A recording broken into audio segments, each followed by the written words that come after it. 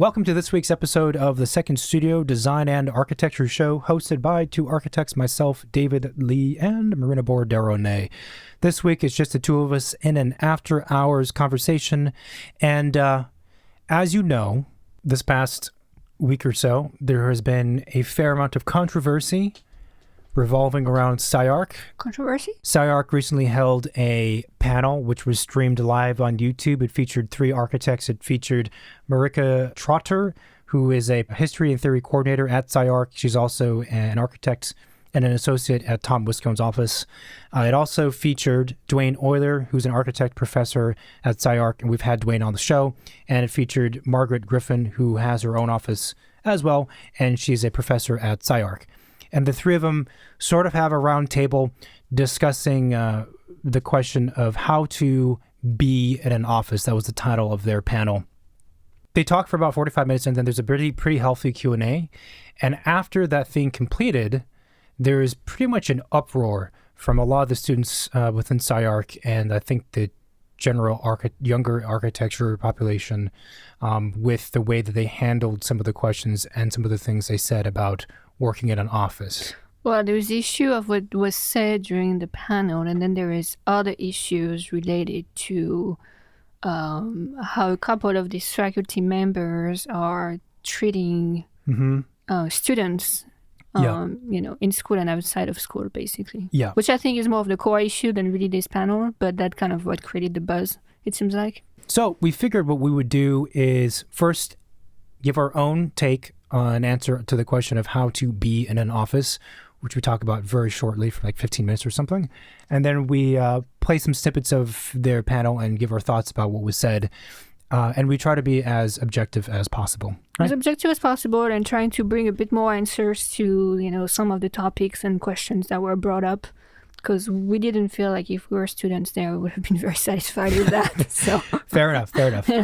Sponsors. We are also supported by Brizo, a luxury faucet brand. David, you know how I feel about plumbing, faucets, and fittings and all of that stuff, right? Yeah, very picky person. Right, I'm very picky in general, but I also believe that, parts of the homes that we use on a day-to-day basis, like faucets, should be more than just the generic fitting things. Absolutely, yeah.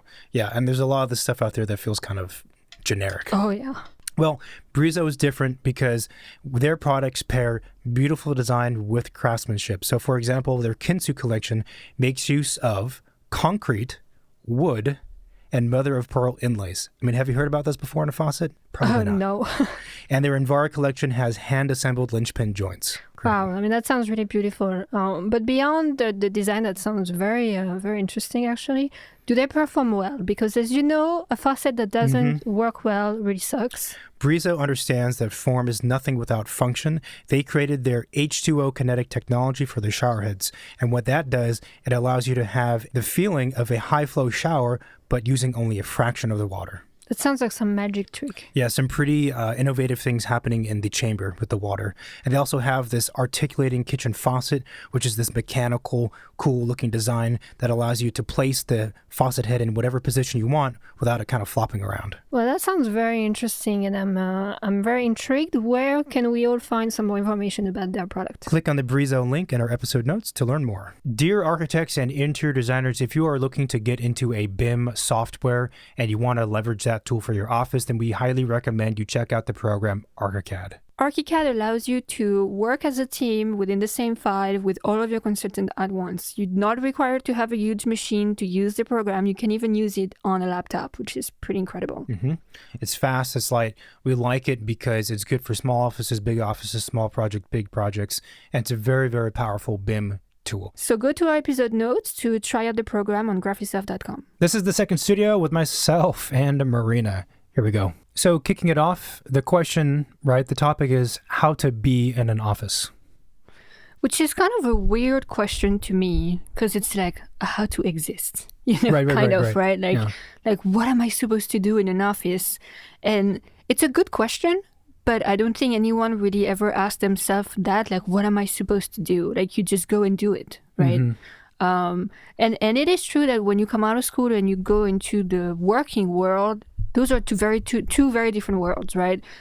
the studio, you're surrounded by your peers, people of the same age, same generation, same culture.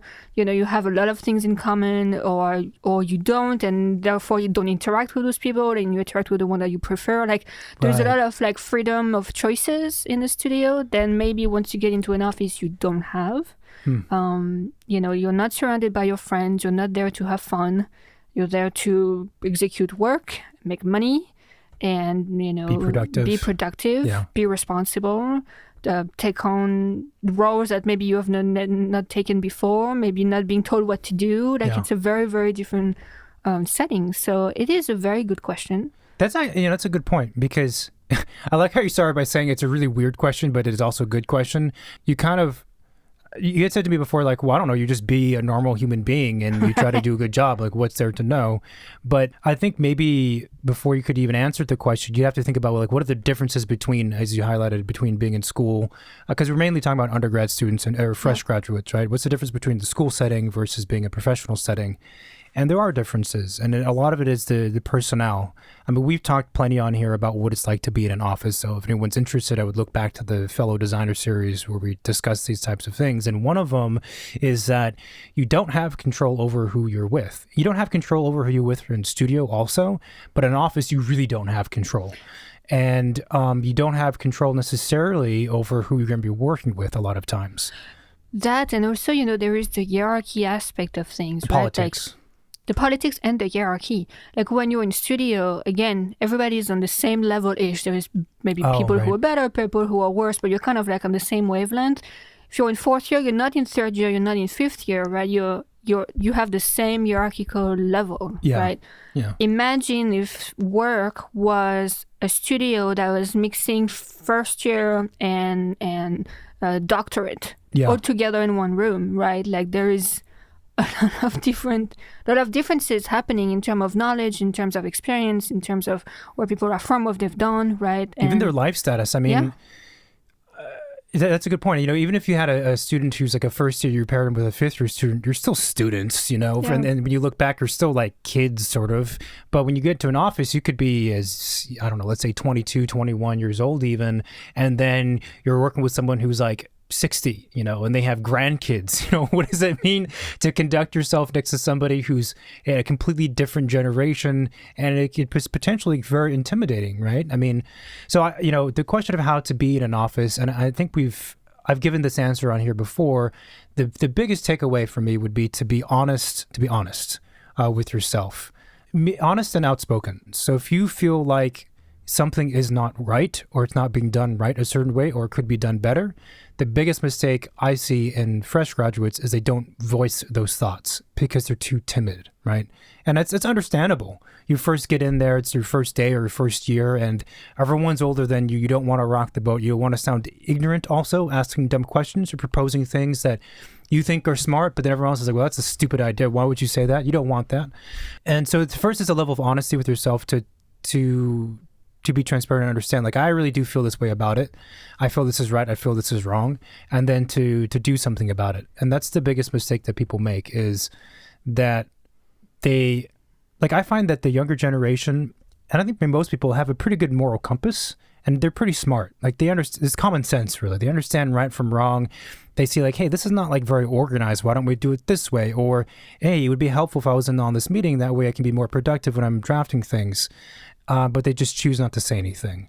That's probably the biggest mistake I see that younger designers make. Yeah, and I feel like a lot of time it's a lack of confidence, right? Like, you're the newbie, the young kid who just joined the team, you don't know anything, you don't want to show you don't know anything, right? And I think that you're right, that's kind of a mistake number one, is everybody knows in the office you don't know anything. Yeah. So it makes sense if you're asking questions, or if you say you don't understand something, or you don't know what that abbreviation means on the drawings. Like, nobody's going to judge you. Like, every single person in the office went through that at some point.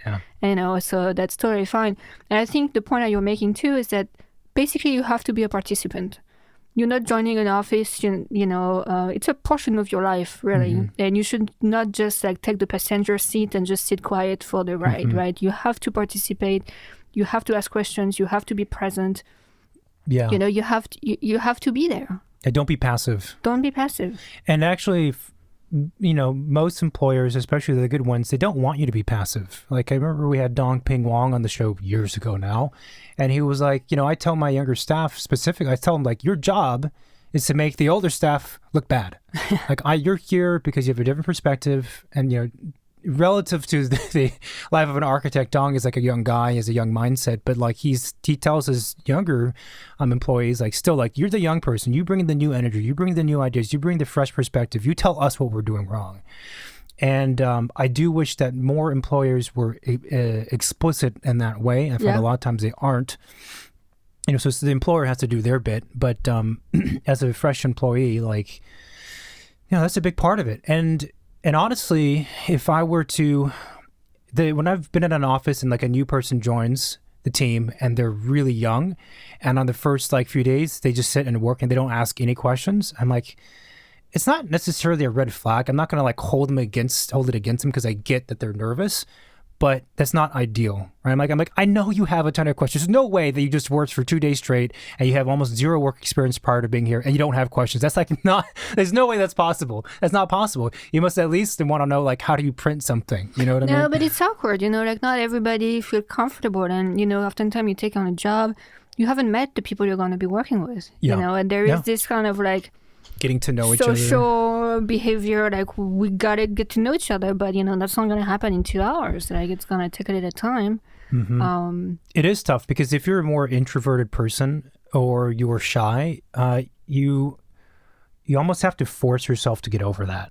It's in a natural state for you potentially. You have to, and in when we say you have to be a participant, let's also not. When we say you have to be a participant, it's also for yourself. If you're not participating, you're probably not going to learn a lot in the office. And the office is your new studio. It's a new place where you're going to learn things, where really you're going to discover what kind of designer you are, and you can get to that point if you don't participate. Yeah, you have to be proactive because generally speaking, that is the benefit of working at a small office when you start off, because they're going to be much more engaged with you, right? The learning, the ability for your education to continue is much easier because you're all kind of in this one zone, and you can't help but overlap with everybody. Like questions and answers and education will happen just because you're crammed in there, and there's not that many people. It tends to be also that when you're at a really large office, let's say a 300-person office, it's very easy for a new hire to get kind of lost in the corner and the cracks of the office and exist passively, and then weeks, months, years go by without them having learned a whole lot because the machine is running, right? The machine is going to continue running almost whether or not you're there. If you're a 5-person office, you're 20% of the office. That's significant, even if you don't know anything yet. When you're one of 300, whatever the percentage is, it's not huge. And so in a big office, it's much easier for that to be a problem, I feel like. There's more places to hide. There's more places to hide, and there's a lot of things happening, and everyone's moving forward, and it's very easy to let, I don't know, 1, 2, 3 days, a few weeks go by where you're being passive, and suddenly that's like your position, because you've missed the boat kind of thing. And so it does take being, stepping outside of your comfort zone maybe, and asking these kinds of questions. So yeah, how to be in an office, that's like the biggest thing for me. I mean, there's basic stuff like you got to work hard, you got to be on time, you don't be an asshole, be a team player, all that kind of stuff, shower. But some of that's kind of like, you got to be a decent human being. You got to be a grown up. Yeah. That's basically what it comes to. Don't take it as homework. Like, that's not how you should be thinking about it. Like, you don't care about it, or you don't want to put any efforts into it. Like, that's not the right mindset. No. You can't have that mindset. And I know some of the people on the panel talk about that too. So maybe we'll get into it. I think that, so generally I do recommend that people move between different offices, but you should stay at an office for, a minimum amount of time to gain something from it. If you're there for 2 weeks, you don't really learn a whole lot, obviously. Yeah. Or even if you're there for a couple months, it's like what value is that depending on how many hours you're putting in.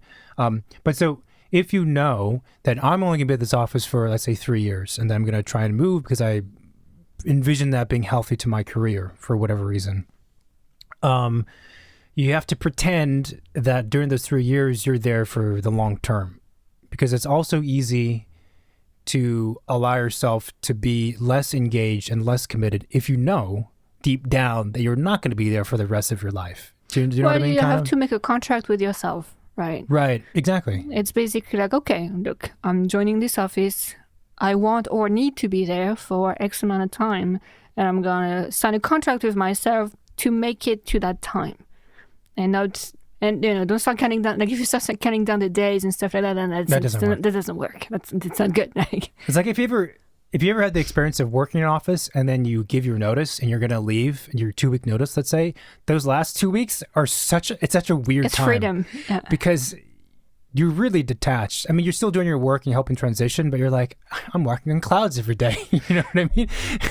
Like I'm using on my PTO. Yeah. Like the consequences just don't exist for you. You know what I mean? Like, oh, you didn't do this right. Well, what difference does it make? I'm out in 2 weeks. And guess what? I have another job lined up.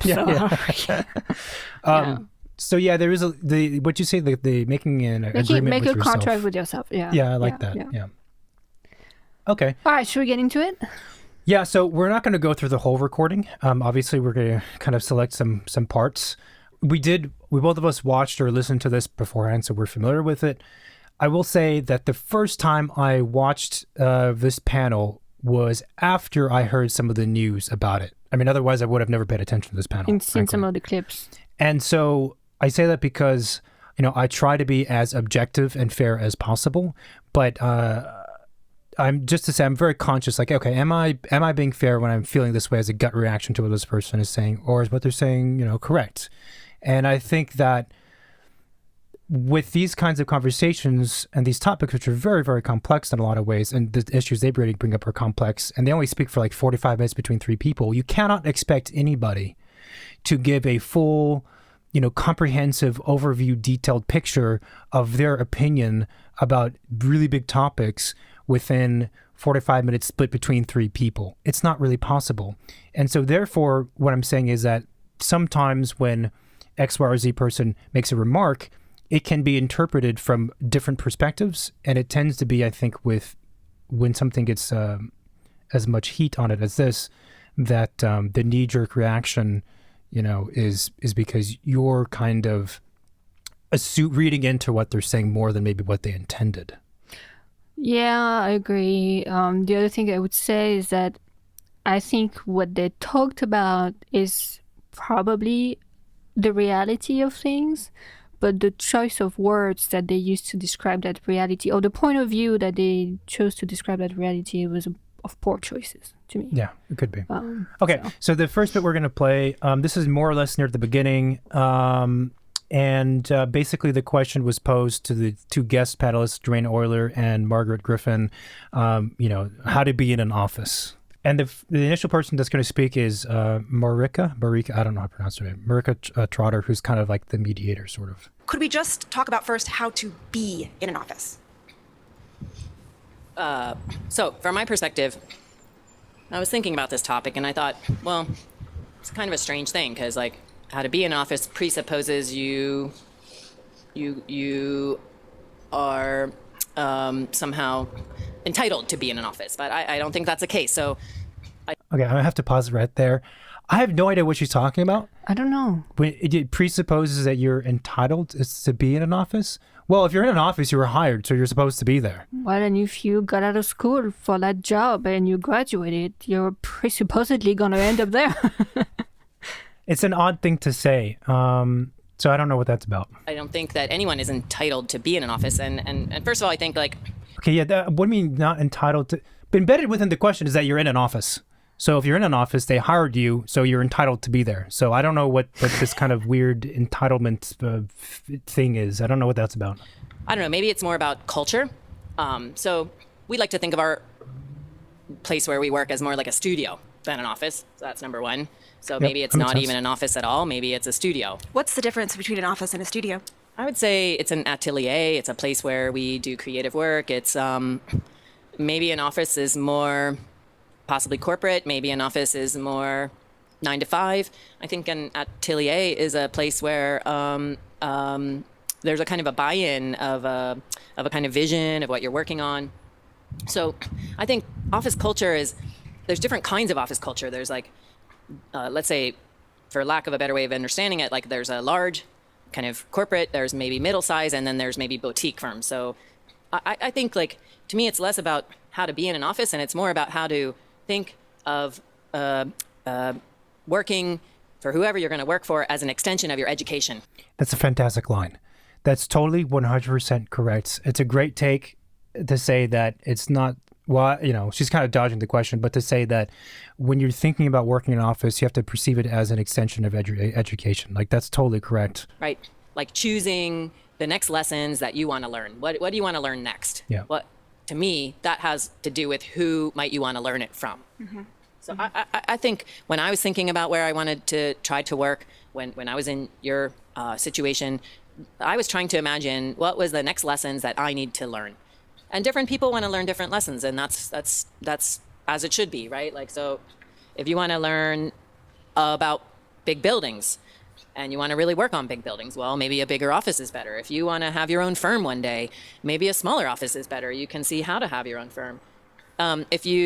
Maybe you want to have some experience at a big firm and at a small. Okay, I think we get the point. I agree with this also. I think one of the things that younger designers need to do, and it's difficult, is to think about their longer career trajectory. Like, think about your trajectory like 20 years plus.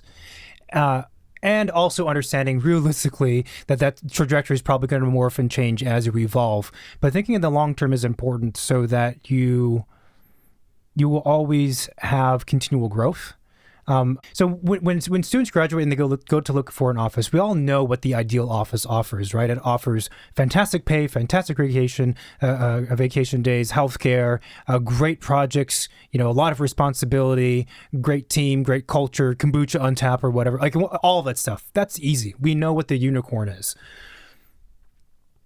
That office almost doesn't exist. There's maybe a handful that get close to it, but generally speaking, that office doesn't exist. So with that in mind, I think it is a more mature perspective to say, okay, I know I want to learn these things, therefore I'm going to hunt an office that's going to offer me these things. So that makes a lot of sense to me. It does. It's not necessarily something that, you know, as a young graduate, you already know, like, what you want your trajectory to be. You might not even know if one day you want your own office or not, right? I think and if you don't know, it's okay. And eventually you will find out. The thing is that I think you should semi-question what office you're going to be working for. Mm-hmm. And maybe not take the first job or the first firm that makes you an offer. You know, like, you have the choice in the offices you can go work for and with. Mm-hmm. And that should be a conscious choice in some ways, you know, like in some ways. Why in some ways? I mean, you know, like I remember when I first moved to New York, I took on, you know, like the first job I could find because it was hard to find a job point blank, you know. And then maybe you find another offer that's the best one, and you know what, like, maybe it wasn't the best firm you've ever worked for, but like you got good things out of it, right?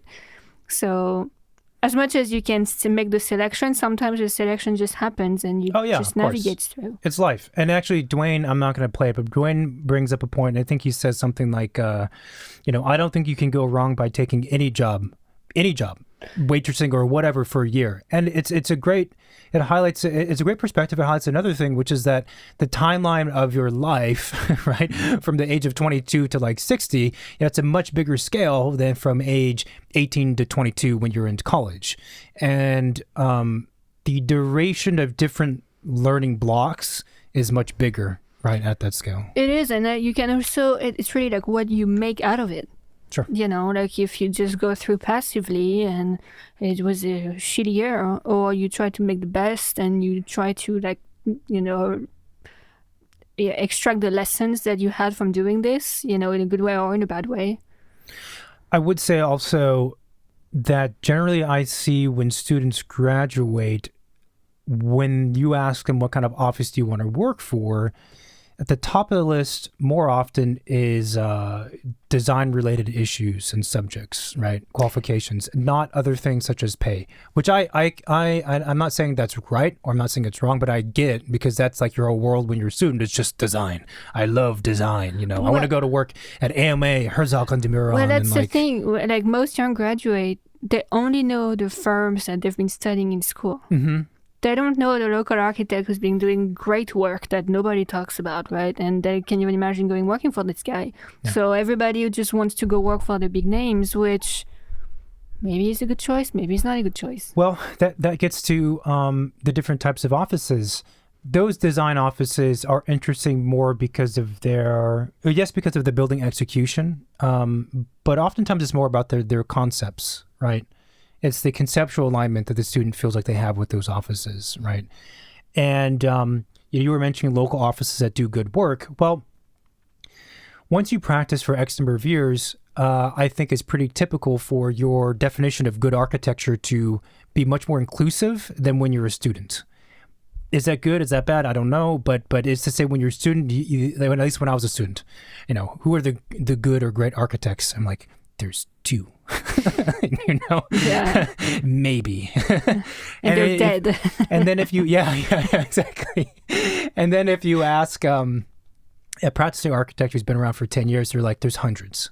There's thousands of good architects. And it's because the qualities you look for to decide whether or not an office is a good architect, right, and they do good work, becomes much more inclusive. It's not just about like, are they pushing the boundaries and doing really crazy, cool conceptual things like the world famous architects. It's not really. It's about that for sure, but it's also about, are they doing buildings that are responsible, that are executed correctly, that are beautiful, that function, they perform, and It's hard to describe, but they're just a few points higher than just a good building. If you're doing that, it's like you're doing a fantastic job, man. Keep it up, because it's brutal. It's hard. It's hard to do that, And so I think, in other words, a lot of young graduates are dismissive of that stuff because it's not particularly conceptually interesting. Now, the thing is, I actually think that most students would benefit more if they worked for one of these architecture offices that produced great architecture that maybe was less conceptually interesting, but was in all the other aspects of architecture that I mentioned really, really, really good. Because if you're a student, that's the stuff you're missing, right? Like if you feel like I'm in alignment with OMA, my thinking, the way I do things, like I work like OMA, I totally vibe with their mission, generally. And you want to go work for OMA because of that. In some ways it makes sense. In other ways it's like, well, but do you think that you're going to learn a whole lot from them if you feel so in line? Or would you rather go pick up skills? I'm using OMA just as an example. Would you go pick up skills from, I don't know, Peter Gluck. I'm not, I don't mean to pitch Peter Gluck against OMA, but Peter Gluck or one of these architects who, again, is not as conceptual, big diagrammy, but they do fantastically executed work. Like, which do you think is going to be more important for your education, considering what you're lacking? Well, and also, like, again, as like she's mentioning in the talk, like you're really picking the office you're going to be working at as your next learning experience, your next educational experience. If, let's say, you're very talented in designing, like, crazy shape stuff in school, like that's your thing and you're good at it, you go work for Zaha, well, and, you're a young graduate, nothing else but doing, like, cool shape stuff, well, that's great. You're going to probably be able to use your skills. If you're going to develop new ones, probably not. Also, you're a young graduate, you can work fast, you get, like, how those crazy shape works, like, it's very valuable for the office to use that skill. It's not really valuable for them to teach you other ones, So, even if maybe you feel like you're in alignment with that office, like you said, I think sometimes thinking about joining those offices later in your career might bring you at a much higher level because you would have other skills that you could offer to them. That would be a lot more appealing than what maybe like the, hundreds of graduates offer when they come out of school. Yeah. And we've seen that in New York.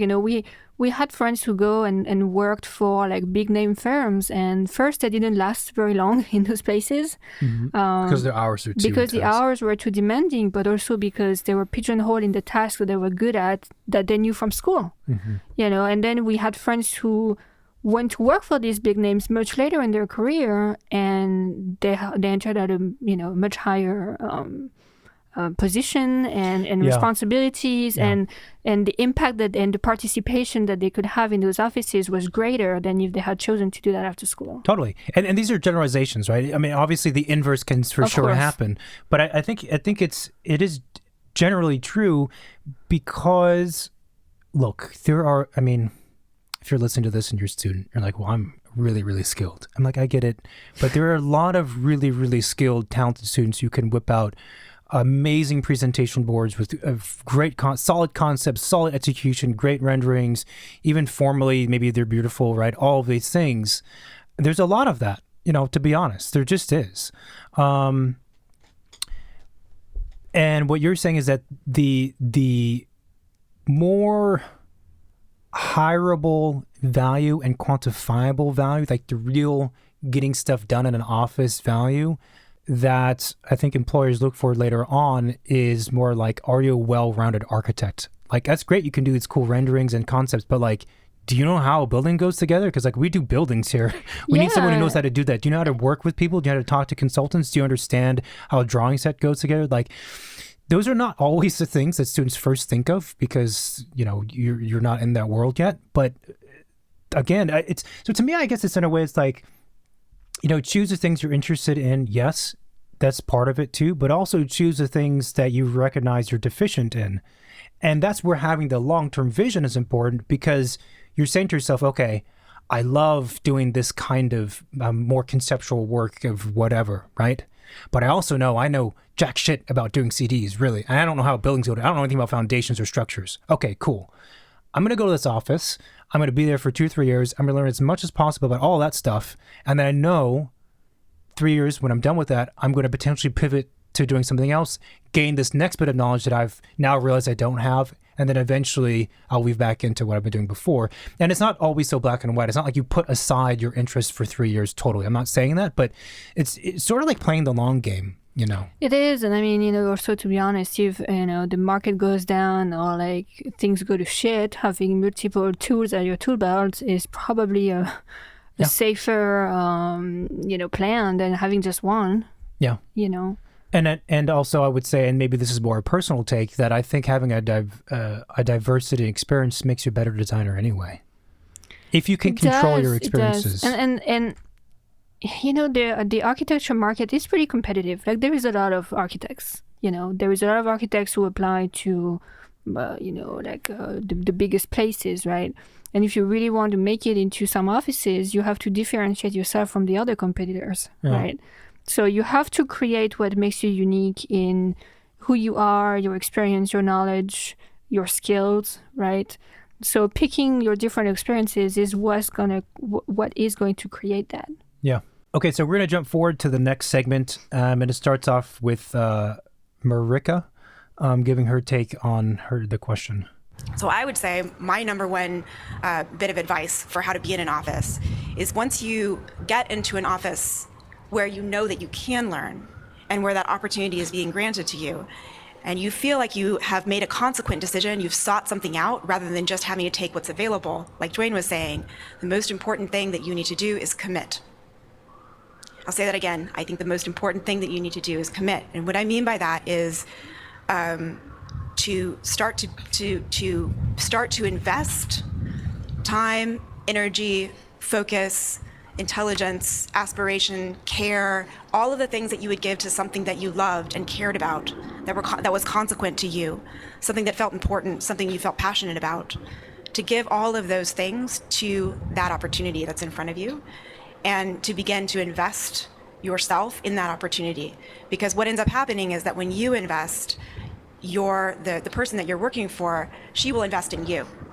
And then you end up with a situation where you have mutual investment. And when you have mutual investment, you're building more than your career. You're building your character, you're building your relationships, you're building your reputation.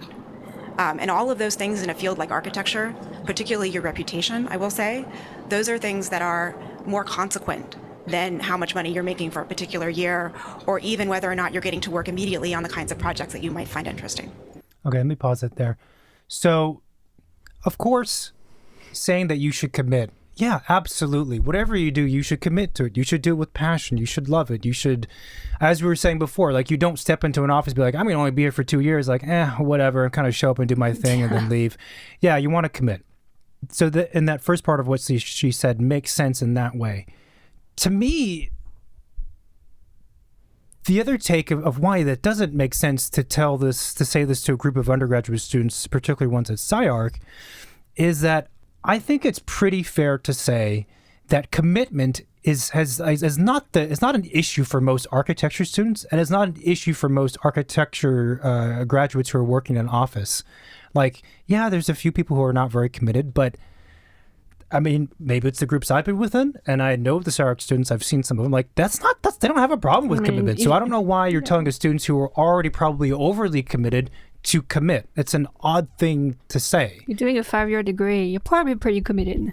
So there's a little bit of like knowing your audience, right? And I know that this was broadcast out, so maybe she was trying to speak to like everybody like in the world, but let's assume for the moment that she was speaking primarily to SCI-Arc students, which is at least to rankings, a good school, and they're known for being ultra committed to students, like very, very hardcore work ethic.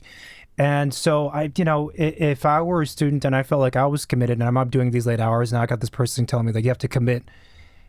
If I'm already committed and someone tells me I have to commit, then what I hear is you're telling me I have to commit more. And I'm like, well, what? Like, what are you talking about? Well, that's the issue. I'm already killing myself. Yeah. That's the issue I kind of have with the way she says it. She says, you have to commit. You have to commit twice. I'm like, okay, I think we get it. Like, once is enough. But mostly it's like, it sounds to me that she's saying you have to commit and give it all. Right. Right. And that's where I have some sort of issue. It's that it's not a passion project. You're not doing that as like a hobby and like you're committed, like every Sunday you're going to do this thing. Like, this is your life. This is like your everyday, right?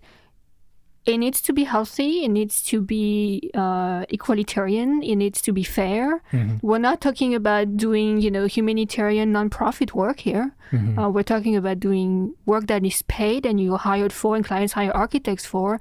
So doing this unlimited, love, commitment, passion, commitment to your work as a young graduate who starts working, to me, it's a very slippery slope. It is a slippery slope. And this like, is what are you saying here? This is the tricky thing, because on the one hand, it makes total sense. On the other hand, because, again, of the context of who the audience is, the context of the state of profession, the context of pay, the context of loans, it makes no sense to say that, right? So it's kind of it's both.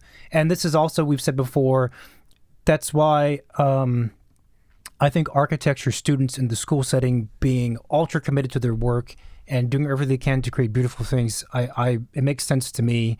Of course, if you're listening and you're like doing 70 hours a week, well then no, don't listen to what I just said. You need to like dial it and be more organized. If you're a student who's, I don't know who's getting C's or B's in studio, but if you're getting C's or B's in studio, then yeah, you need to commit more. But like that level of dedication in studio, like I think is great.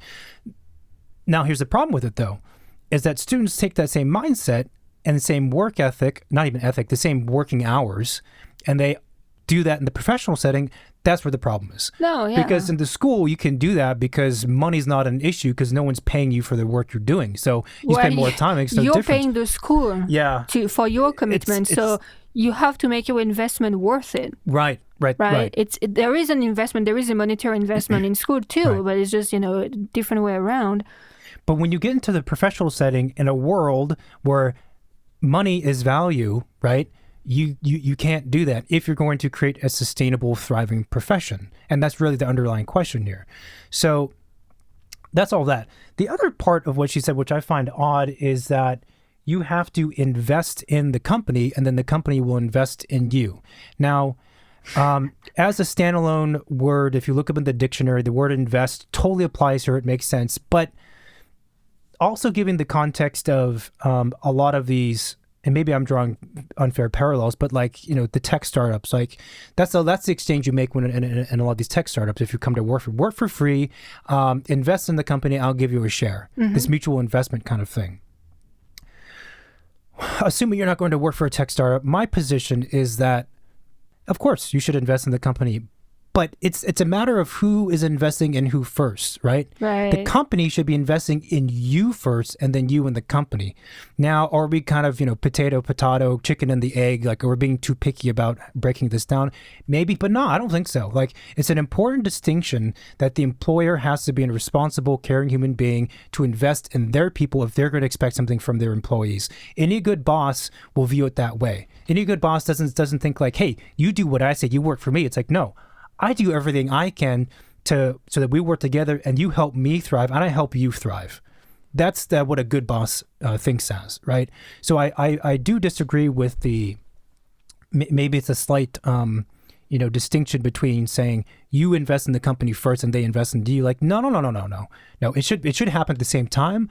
But given that the company has hopefully been around for a bit of time and it's owned by someone much older who understands how the world is works, probably making enough money to feed themselves. You're a student, you have a bunch of debts, you don't know how the world works really yet, you don't have any money at all, and you're trying to feed yourself. Like, I should be looking out for you first, more than the other way around.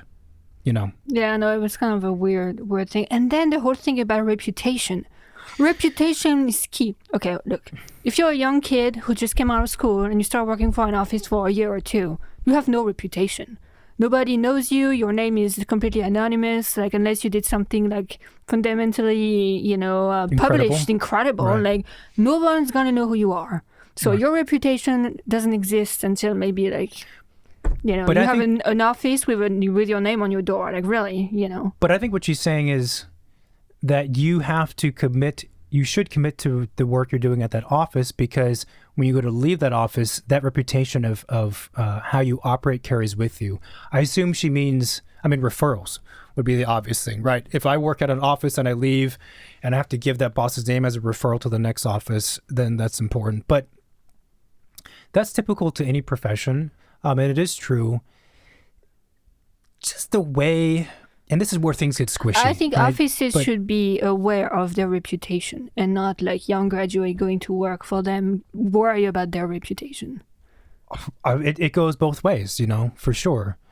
The way it kind of came across, at least in my feeling, is it was a bit threatening. I know, right? It's like you have to, invest. You have to invest first, and then we'll invest in you. Then it's mutual. And by the way, your reputation is important. That's what's going to matter most in your career. It's like, whoa, okay. I guess like if I don't invest in you and I'm not committed, then like I'm going to be fucked later on. Is that what you're suggesting? Yeah. There's a little bit of like intimidation almost, right? Yeah. I took it the wrong way too. Maybe we're wrong. Maybe you're listening to this and you're like, look, I didn't read it that way. You're reading into it, but it's of all the things that could be said about this question, it's odd to me that this would be the one you kind of drill down into. And of course, she does say it's more important than how much money you make a year, which again, you can argue both ways, but it's she said you're context. building your reputation. I would say you're building that office reputation, maybe. For me, it's more about skill sets. I never thought about my reputation. I'm just concerned with doing good work, being a good person, not being a dick to my fellow employees, and trying to learn. And that's look. Listeners, our advice: if you do that, then don't worry about like your reputation. Like that, it's anyway. I want to skip to a point where Dwayne actually says something quite interesting. He talks about the work ethic between school and working in the profession, which is something actually I kind of touched on. When I was in undergrad, I was really like, I was the person who was there all night, every night. And when I went to the office, this was for Peter Boland's office in Pennsylvania, really talented people there, seasoned architects mostly. And they got up early in the morning. They worked really hard and they went home at 6 o'clock at night. But they worked their butts off, and it was so different than the way I worked, because I'd come in and then I'd want to take a walk to the student union and eat, and then I'd kind of mess around and go to class, and I just did a lot of messing around, and I didn't think I was messing around. But man, when I saw how some of these professionals work, it just totally changed my attitude. When I went back to grad school, and it was largely because of that kind of lesson of the internship, I was very different. It's not to say we didn't work hard, but we were like, we didn't sit in studio and kind of mess around. I'm not saying everybody does that. Some of you do, because I see the video games going. But the point is, like, I do think that, you learn in an office that there is a more productive way of working than all of you all of you know, I was the same. I still like to mess around some, but there's something to be said for like just learning how to really focus for a period of time, and then like at the end of the day, actually relax and enjoy your life. It's hard to get a reading of the entire recording with clips like this, but and maybe we're biased because we've interviewed Dwayne, but I thought Dwayne, then the way he conducted himself, he was like the most honest out of the three. Yeah. And also the most kind of charismatic, just being a person. He's like, that guy was not very organized. But he's also totally right? And that's a big difference between the two. Yeah, he brings a very good point, the ability to focus. Yeah. Right, the amount of time sitting down at a desk when you're working, you're working by chunks of like 2, 3, 4 hours at a time, maybe sometimes even more if you have a deadline, right? Mm-hmm. And how you can be productive and have your brain work for that long, on one thing. It's very different than when you're in studio and you have maybe like a couple hours here, a couple hours there. You have like some intermittent things happening in between, and you chit chat with people and you get distracted, and maybe sometimes you take a day or two break before you go back to your project because you kind of need to clear it up. It's about efficiency, but I think it's also about mindset and really like the ability of focusing. Yeah, and kind of like shutting down every other doors that's in your brain and just keeping one open at a time. Yeah, we had on the show a while ago 3 architectural academics and educators. Oh man, I'm forgetting their names. This is terrible. It was because of COVID. We interviewed them like how education during COVID, and one of them, who's like the dean of a university, I forget, she said like the most important lesson I try to get students to learn is how to get into I think she called it like the flow state, or get into the zone. Yeah. The hyperproductive zone, and how to switch it on and off super quick, right? Like that. And it makes a lot of sense. This is similar to what Dwayne is saying. It makes a lot of sense. And that's kind of something actually that's very good to be aware of in school, and to try and find your safe zone as early as you can within your 5 years of study or more, because it would be a huge advantage when you need it, That's why I said in one of our previous recordings about, was it mental health and architecture? I think I was saying like in school, I don't think school should be less intense. I think they should have classes on how to teach students how to be organized, right? How to be organized, but I think also just being in tune with yourself, like understanding the environment and the settings that work for you to be able to create, and the ones that don't. Like when I was in school, I couldn't draw in front of anyone. Like I was just, and therefore I couldn't create anything, so you kind of have to be aware and find your marks and, set up your ritual. This self-management is the broader big term, I think, right? Learning how to self-analyze and self-management. I mean, that's a huge key to success. And if you like I follow some of these kind of like entrepreneurial like advice for business success, whatever. I know. I'm like, if that was the key, why aren't we all more successful? But one of them that consistently comes up, but it's always packaged in slightly different ways, is that, to be successful, basically you give yourself an agenda. You give yourself a constrained amount of time to complete a certain task. And it's kind of counterintuitive, because it's like, well, no, the more time I put into it, the better it's going to be. And sometimes that's true, but in other times it's completely not true, actually. The less time you give yourself, the better it's going to be. And what's interesting is that, I'm not going to play the clip, but right after this, there's a discussion about someone had to interpret here. Maybe I'll just play it. Yeah.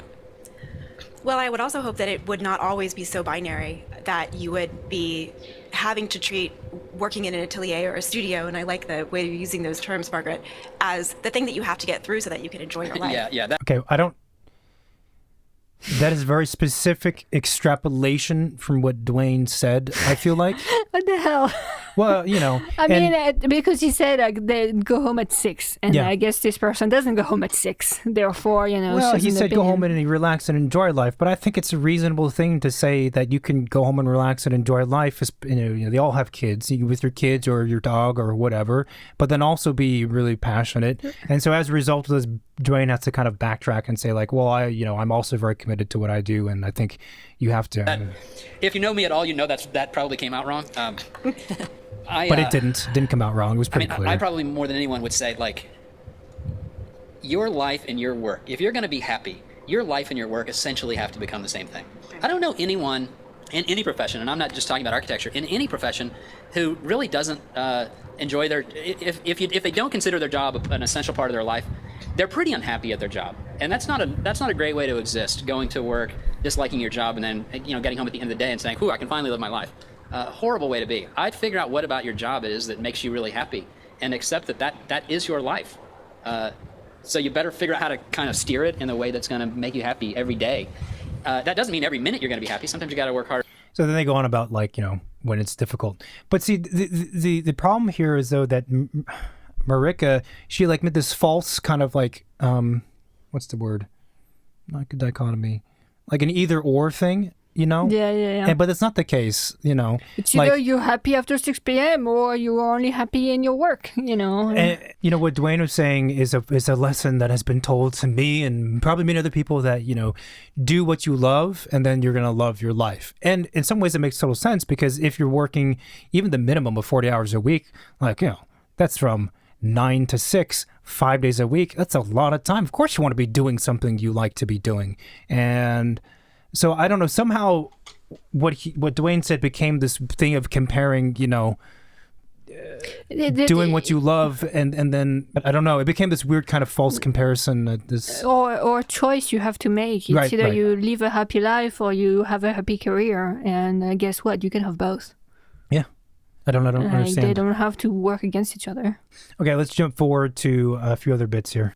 But I feel for the students now is in that 3 years, who do you go to work for? Because you don't want to go to the one that pays the most, because that's probably not the best office for you. So your suggestion, I completely agree with that point, but it does mean it's said with the implication that you get out of undergrad, you pay off a little of that, or at least you stop the bleeding, and then you go to grad school because you've worked for those 3 years. But often those 3 years you want to go out and you want to work for the best people that you can.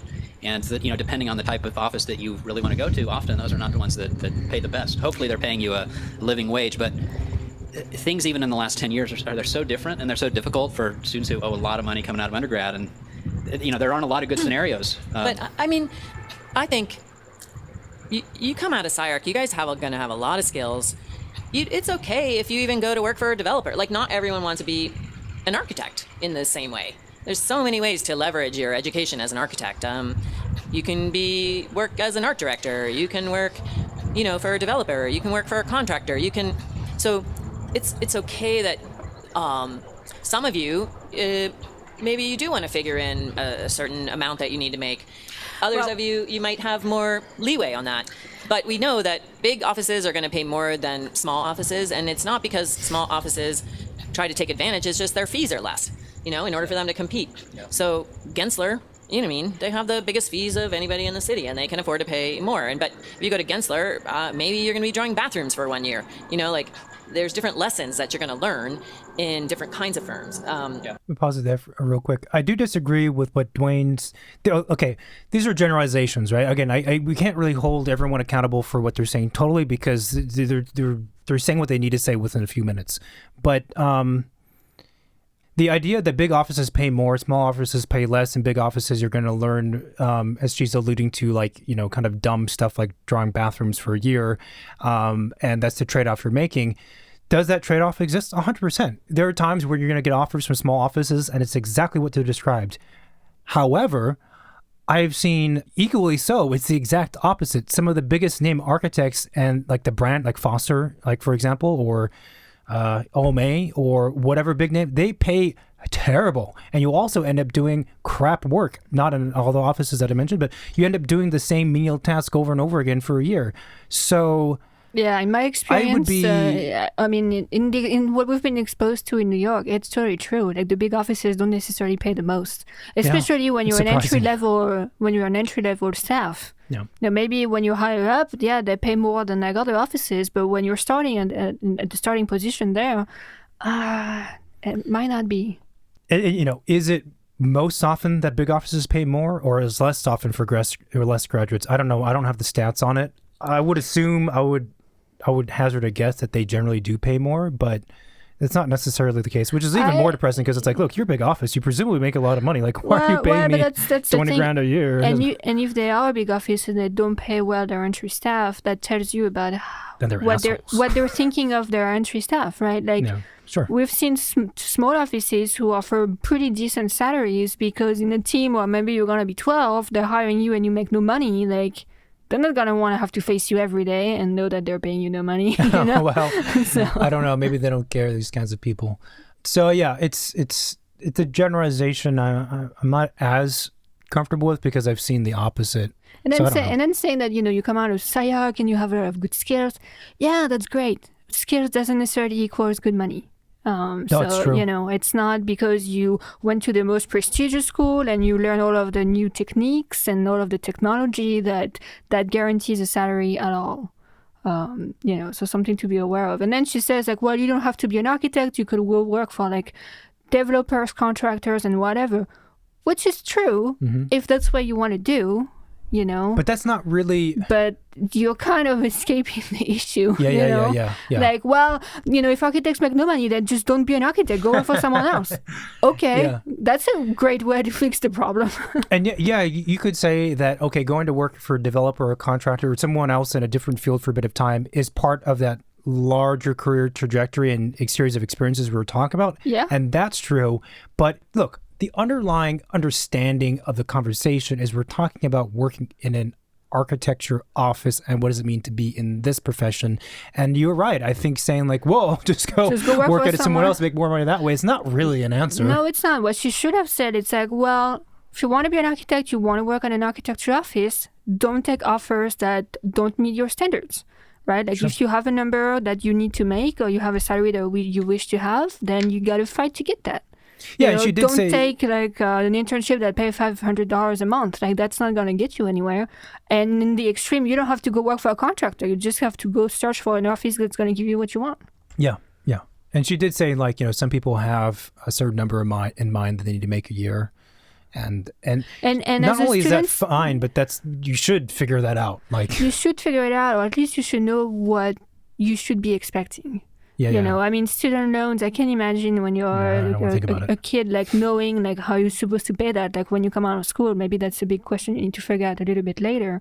But you should know what's the minimum salary you should be asking for, you can be expecting, just so people don't lowball you when you're applying places. Yeah. Like that's the thing. Like so you don't get taken advantage of. you gotta make sure that you're not being taken advantage of. Yeah, I wouldn't be so loose with this. Like, oh yeah, you can figure out what number you need or you don't. It's up to you. And that's a huge problem in the profession is how much money architects make, and I think it has to be taught in school, and students have to be made aware of that because that's how we're going to change the pattern that's been Agreed. existing. So being loose and like saying this crazy shit like go work for a developer, well, no, you know what? You're not helping the profession like healing itself. Okay, like that's stupid. Okay, all right. Like, why don't you go work for a Good. freaking developer? Calm down. No, but Yeah, these I people hear are you. educators. They need to educate students on those matters. That is another good point that we have to remember that these are teachers, which makes it even a little bit. 2 points. So First of I all, think that's even what I would be choosing. I would be choosing what's the life I envision and what kind of lessons I want to learn. And to me, it's not a right or a wrong with any of that. Like it's personal choice. Okay. Let me jump in right there. And she kind of uses this, I think she says this later on too, about like, it is your choice, whatever. Oh, yeah. She is right, but it's a very short-sighted way to answer the question in the context of this discussion, and is a short-sighted way to conduct your life. The reason being is that we are all part of a larger community, the community being the profession of architecture. So it's not just a personal choice to do what you want and it is fine. No. As you were saying, the more you contribute to this problem, the more this problem will continue to exist within the profession. So if I were to ask this individual, I don't know her, I say, okay, like, do you think that these actions affect the community? She would say yes. I mean, I'm sure she understands that concept, but like, why is that not being presented in this discussion? And the only thing being presented from her is, it's your choice, do what you want. No. It's very self-centered, actually, right? Because the more that, especially, an employee or a future employee, a young graduate, as you said, they have to push things in a certain direction. It is their responsibility for sure. I'd also say it's kind of like unfair because like, why are you dumping this on them? Why was it dumped on me, frankly, at my age? Like, it's the employer's job more than theirs, I would say, if you had to, decide degrees of responsibility, to think about the profession-wide, right? Not like, oh, like I made this agreement with this employee to pay them like no money at all, and they're just an intern and they graduated and they get paid like a subway ticket and they're good with that. I'm good with that. So like, what difference does it make? No, you fucking idiot. What difference does it make? Hey, you're part of a profession. Like, what you get? We always talk about architecture community and how we're so strong together and we're unique and whatever, and yet we do stuff like this To each other. Yeah, so I disagree. Agreed. Sorry to cut you off twice now. I apologize. I'll buy you a drink. Okay, so 2 points. One, even if you're working for the let's say a boutique office with very good design, because you're passionate about the work that they do, and they're paying you design office. That's what we call it. Like there's design offices, and then there are corporate offices. And there's what design offices can afford to pay, and there is actually a market rate for that. And then there's a corporate office rate, which is higher, which is what But it's kind of like how much of your like I was saying before, is it like a 40-hour work week that you can barely get through, or is it a 60-hour work week that you can't wait to start every day? So you got to choose your poison on that one. You're still making some money as opposed to paying money, and you're still learning just as much. So it's still a better investment, even if you're not able to make as much money as fast as you would like. So I would still say it makes more sense than going to graduate school right away. And second of all, what you'll find is, this is why I was stuck on the commitment thing, and I will double down on that as much as I can to all of you over the course of my influence on your lives, as limited as that will be.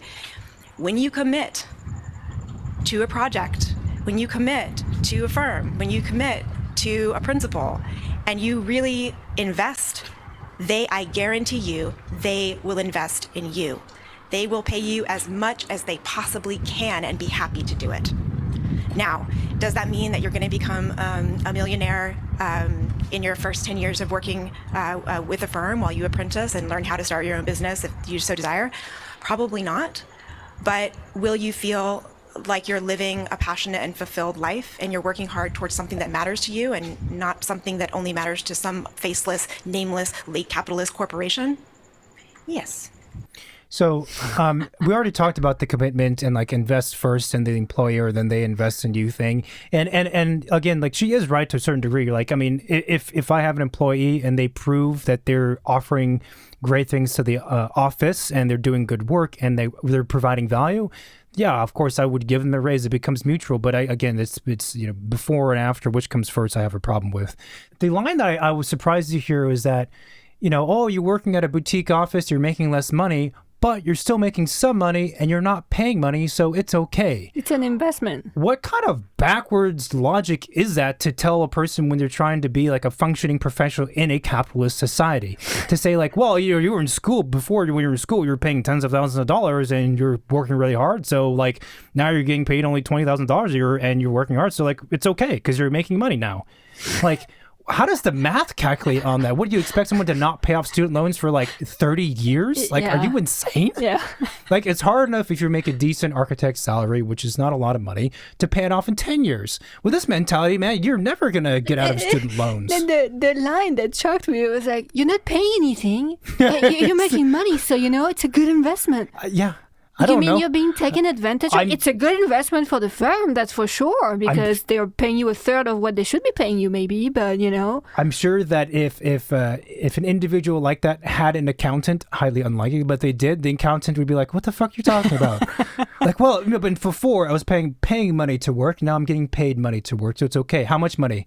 It doesn't really matter. It's less than this other office. It's like maybe $15,000 a year, but money's coming in. Like, yeah. No, it doesn't work make that way. sense. Do you see the numbers? Numbers. No. And then she has like this quote that has been mentioned quite a few times. It's like, would you rather do a 40-hour week you're not looking for, or a 60-hour week you can't wait to start? And I'm like, who is looking forward to a 60-hour week? If you are, please get in touch with me. I want to talk to you because you are insane. It's what's funny. Like if it's a 60-hour week once in a while, you're doing a fun project and like you just gotta give it a push. Like fine, but if you're having 60-hour week every week, no, that's not human. That's not healthy. And we were talking with I think I was corresponding with someone on YouTube or email or one of our listeners or something. Around this, and in the conversation, a point was brought up that these numbers of 40 to 60 hour weeks or 80 hours a week, those mean different things depending on who we're talking about. If we're talking about an employee, an average run-of-the-mill employee, that's very different than if you're the boss of the office and you started that office. Yeah. If I start we start on an office. If you start an office and you have employees and you're putting in 60-hour a week, no, that's not great, but it's not nearly as bad morally and all other things considered as you have an entire generation of employees or an office of employees who are all having to do 60 hours for not their office. Because, yeah, they might get a bonus, they might get a little bit of raise, but the return is not there if they put in all that extra time. So look, if you're the boss, it's your choice, right? Yeah. If you're the employee, you cannot make people do 60-hour a week because it's your choice. Right. Like if the employees wants to do 60-hour a week, then fine. Like if they're happy, they can sleep, they would rather work more, and they're compensated for that. That's totally fine. But that shouldn't be the standard. It shouldn't be the standard. And then she says those things like, if you feel like more fulfilled, basically doing the 60-hour week, working for like a design firm rather than like a nameless capitalist corporation or something. I'm like, all right, lady, like, come on, calm the fuck down. Okay. I guess we're not going to have him on the show. No, I don't think it'd be very nice. Oh yeah, I can tell. But look, I've done both. I've been at places where it's 40-hour weeks, and you get off at 6. You're like, oh my god, 6 o'clock. I have like 6 hours to like do whatever I want. This is insane. And I've been in offices where we were doing like crazy. I mean, I don't even 80, 90 hours consistently kind of deal. And these people, the panel, they're not wrong. When you're doing that much time and it's something you love, it's a project you love, and you have good people, life is great. It's not a concern subjectively, right? But that is not a long-term way to do things. Yeah. And again, the implications at a bigger scale have to be considered. No, and that's the danger. That's just something that she should have mentioned. Like you can, you come out of school, you are excited, you have the energy, desire, like, you want to do creative stuff, and you find a firm that does work that you love, and they have a good team, and you want to spend more time in the office than like back in your studio, because guess what? Like it just makes you more happy, right? Mm-hmm. That's great. But that's probably not the way your life should be run as a 60-hour week. That's not sustainable. No, and also if it is, again, you should be compensated for a 60-hour week. Doesn't mean you should be paid 40 hours and do 60, like, which is always the case. And you could say, well, this discussion is for a certain generation of certain age groups, so they're not talking about the entire profession. Okay, well, it's even more problematic because then you're suggesting that these younger folks should be putting in more time than older folks. Why? It is, and I've mentioned that before. I had an office where I was leaving at 6 on a Friday, and my project manager was like, Marina, where are you going? I'm like, I'm going home. He's like, you don't have kids, so you have no reason to go home at 6. Dick. And I'm like, this is the issue that the industry struggles with, right? Right there, it's right. People freaking like that. Yeah. Like, man, it's your choice not to have kids and stay past 6 on a Friday night. Don't make it mine, Yeah. Yeah, no, that's a very odd, I mean, that's not okay to say, man. Like, you can't say that. The moral of the story is you have to have kids to go home at 6, And I do know that this type of structure or way of doing things is very common in many, many fields. When you're starting off, you do crazy hours, right? You prove yourself, and then you move up in the ranks. Even though other professions do it, I don't think it makes it. I don't think that's an excuse for it to take place. Secondly, these other professions, more often than not, there's a financial gain and reward later on. It might take time. It might take 3 to 5 years, but like we know somebody. Well, after you do that for a bit of time, they're guaranteed more or less to make like really solid 6 figures or even high 6 figures. That doesn't exist in architecture, right? So I don't think it's excusable full stop. It's slightly more excusable if there's going to be some kind of payoff, but there's not any payoff. It's just, I don't know what, you just keep doing it and you make incrementally more money and you have to be super, super frugal. I don't know. Anyway, so that's that. We talked about the commitment thing. And now we're nearing the end, actually. And there's an interesting statistic which they brought up, which I want to play, which I had not heard about. And here it is. Investment, because ultimately it's not an investment in them, it's an investment in you. Okay. I forgot about the part. That sounds like some kind of like sleazy pyramid scheme kind of like talk right there. I don't know what that's about. And it's an investment also in our futures. I want to put 2 statistics on the table, and then I want to ask my colleagues to respond to it. And this will probably be our last thing before we open it to questions. 2 statistics.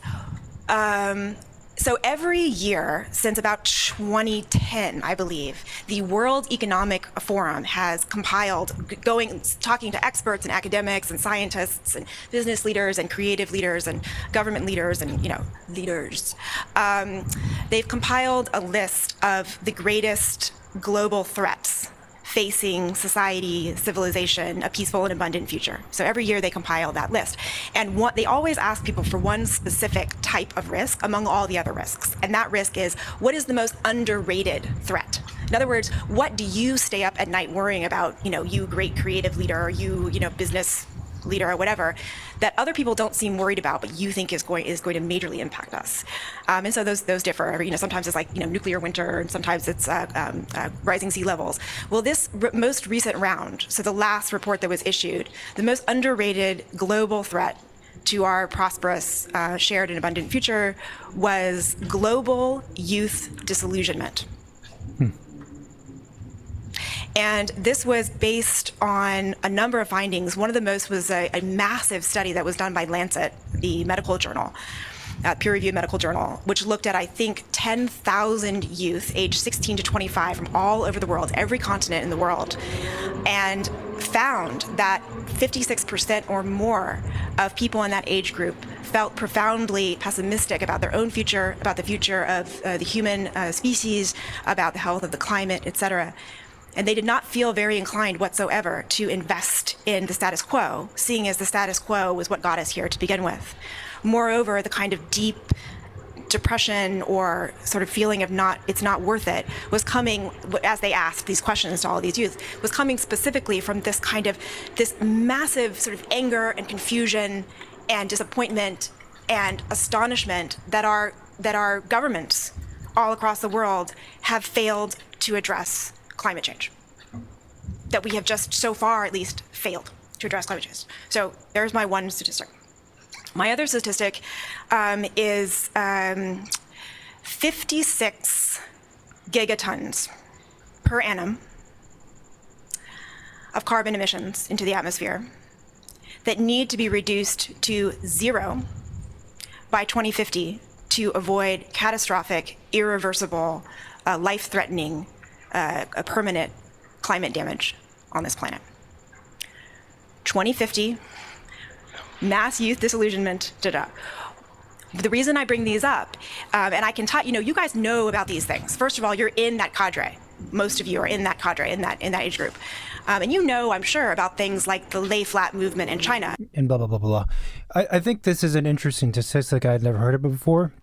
It makes sense to me. I'm not 25, but I certainly feel it, like what she's describing on certain days.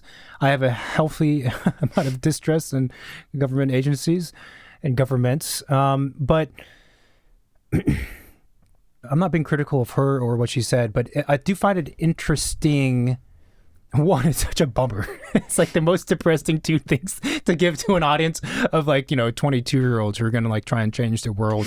I also think it's interesting. By the way, if you're not depressed now, you are. Yeah, I also think it's interesting to tell an audience. Generally speaking, it's not a good idea to tell an audience who they are and what they feel, which she's not doing directly. And I'm not saying she was intending to do that. This is just a thought that I had as a result of this, right? More because I'm interested in presentations and speaking and how do you do that. And it's generally not a good idea to tell an audience this is what you feel. You're sad and you're, whatever else. And this is really gloomy. Let me tell you what your generation is about. Exactly. It's and especially with younger generations, it's don't put me in a fucking box. Why are you telling me this? Also depressing. Well, the one thing that was weird to me is that, those are interesting stats and definitely worthwhile for people to know about and mention. But I was kind of how does that relate to the main topic of how to be in an office? Well, I think she's hoping that the panelists will tie it in together. Well, if you're the mediator of the show, I don't think you should be relying on that, you know. And also, I think it's kind of like a weird way to end the discussion is just to pivot like 380, you know, to like another topic. All the way past 360 to 380. You know, like 450, you know, like what? Well, now we're talking about climate change. Like these kids were here to find out, like, you know, how they're supposed to behave after they graduate, and now you're dumping this like huge bomb on them. Like, it hello, does feel like thank you're kind you. of dumping this on them because it is of a certain tone, you know, and it's such a big and those kids are already is, like, you know, they're buried under stress of all kinds, like stress of graduating, losing their friends from school, you know, having to pay debt, finding jobs, moving somewhere else in other cities, moving back home if they're from other countries, right? And they're just trying to get some answers for the next step, and you're completely ignoring the topic and moving on to something completely different. Yeah. I mean, I suppose they felt like it was necessary to address it because if you go according to the stats, it's like, okay, well, this is a problem. We should talk about it. But it does feel like it's poorly timed or not even, or I was going to say poorly framed. It's not really framed. It was just kind of a stat. Well, in that case, she should end the question being like, okay, you all out there students, like, how do you feel? You know, do you agree with this data? What's your mindset? How do you see your future? And actually open up the conversation to the audience instead of just dumping that on them and, you know, waiting for fireworks. It's almost like a random person came into the panel, was like, here's 2 facts, mic drop, I'm out, deal with it. Yeah, mic drop. Like, okay, well, anyway, let's just pretend it's a bit disappointing, again, for educators. I don't know. Let's see what's saying. That is the only way forward. Unless your way forward is no way forward at all. What do you guys think about that in terms of hiring, in terms of the future of the field? I love that the panelists are like, whew, I have no idea. Dwayne, do you want it? Dwayne's like, no. Oh, that's pretty funny. Profession. What do you see in young professionals that come to your office? I don't know how to tie those two together. Yeah, me either. In quite that way yet. Oh, actually, he brought up what you said. I said something earlier, and it just made me feel like, wow, I'm really a Debbie Downer about, you know, the financial situation you're in. And I just wanted to say, it would be disingenuous of us not to acknowledge your pain. And so that's why I say that, is I think we understand that, and we didn't face that same kind of thing. And so while I can be a Debbie Downer, it's largely because I want to, you know, express what I actually feel. Wait, what didn't we face? Well, when I said something about we didn't face the same financial difficulty they did. I'm from a poor family. You're all from those kind of families. You had to pay for your own education. But paying for your own education 20 years ago was really different than paying for your own education through undergrad and grad today. Yeah, fair enough. Well, I had to figure out how to do it all on my own, but I could. And I think most people going to schools like SCI-Arc and an Ivy League, I don't know how you do it on your own today. Side hustle. Let me pause it right there before I get to the side hustle thing. This is what I'm saying, right? This is a very sincere remark that he makes. And also, we have to acknowledge that as transparent and as honest as these 3 people want to be, and as much as we would expect them to be as educators in general sense, you know, they're employed by SCI-Arc. This is a SCI-Arc panel. And so even if someone did feel like saying something, how can you, because you're on the team, then they're paying you? Am I being clear? Yeah, well, as long as you're not cheating on SCI-Arc, like you could Exactly, say, speak up your right? mind and the truth, right? Right. There's a little bit of that, you know, at play for sure. Because and then the fact that he acknowledged that, you know, students who are there at that panel might be in like a lot of debt to be here. You know, he's basically saying it's expensive to be where I'm teaching, which is true. And that's honestly the most I would expect from anyone to say at the panel regarding that, because again, this is your employer that you're doing this for. No, but I think he's bringing a very good point, is that, you know, past generation, their education was expensive, but it was much less. Now we're talking about hundreds of thousands of dollars if you combine undergrad and grad school. And it's a huge burden when you come out of school. Yeah. I'm going to repeat it. Side hustle. Several side hustles. it'll get you part of the way. But the reason I bring this up is because I think that super awkward silence afterwards. Like, yeah, this doesn't really work. It'll get you part of the way. Anyway. No, but I appreciate Dwayne in this panel is that he's not agreeing with the other members. Instead of saying, oh yeah, you're right, like we work for the same organization, so let's all be on the same team here. He's putting nuance to the people who are speaking that day, saying like, yeah, maybe that could help you to have some side hustle, but the amount are so consequential that it's not enough. While I want to be realistic about those things, I also am just in general incredibly optimistic as a person, and I think that this whole idea that I haven't heard that statistic about the disillusionment. I personally am not sure that you could tie it directly to climate change. You could probably I think it's part of a larger package of global problems that my generation and the generation before me have dumped on this one, along with the ability for everyone else immediately and instantaneously to understand that everyone else has problems. Therefore, I do.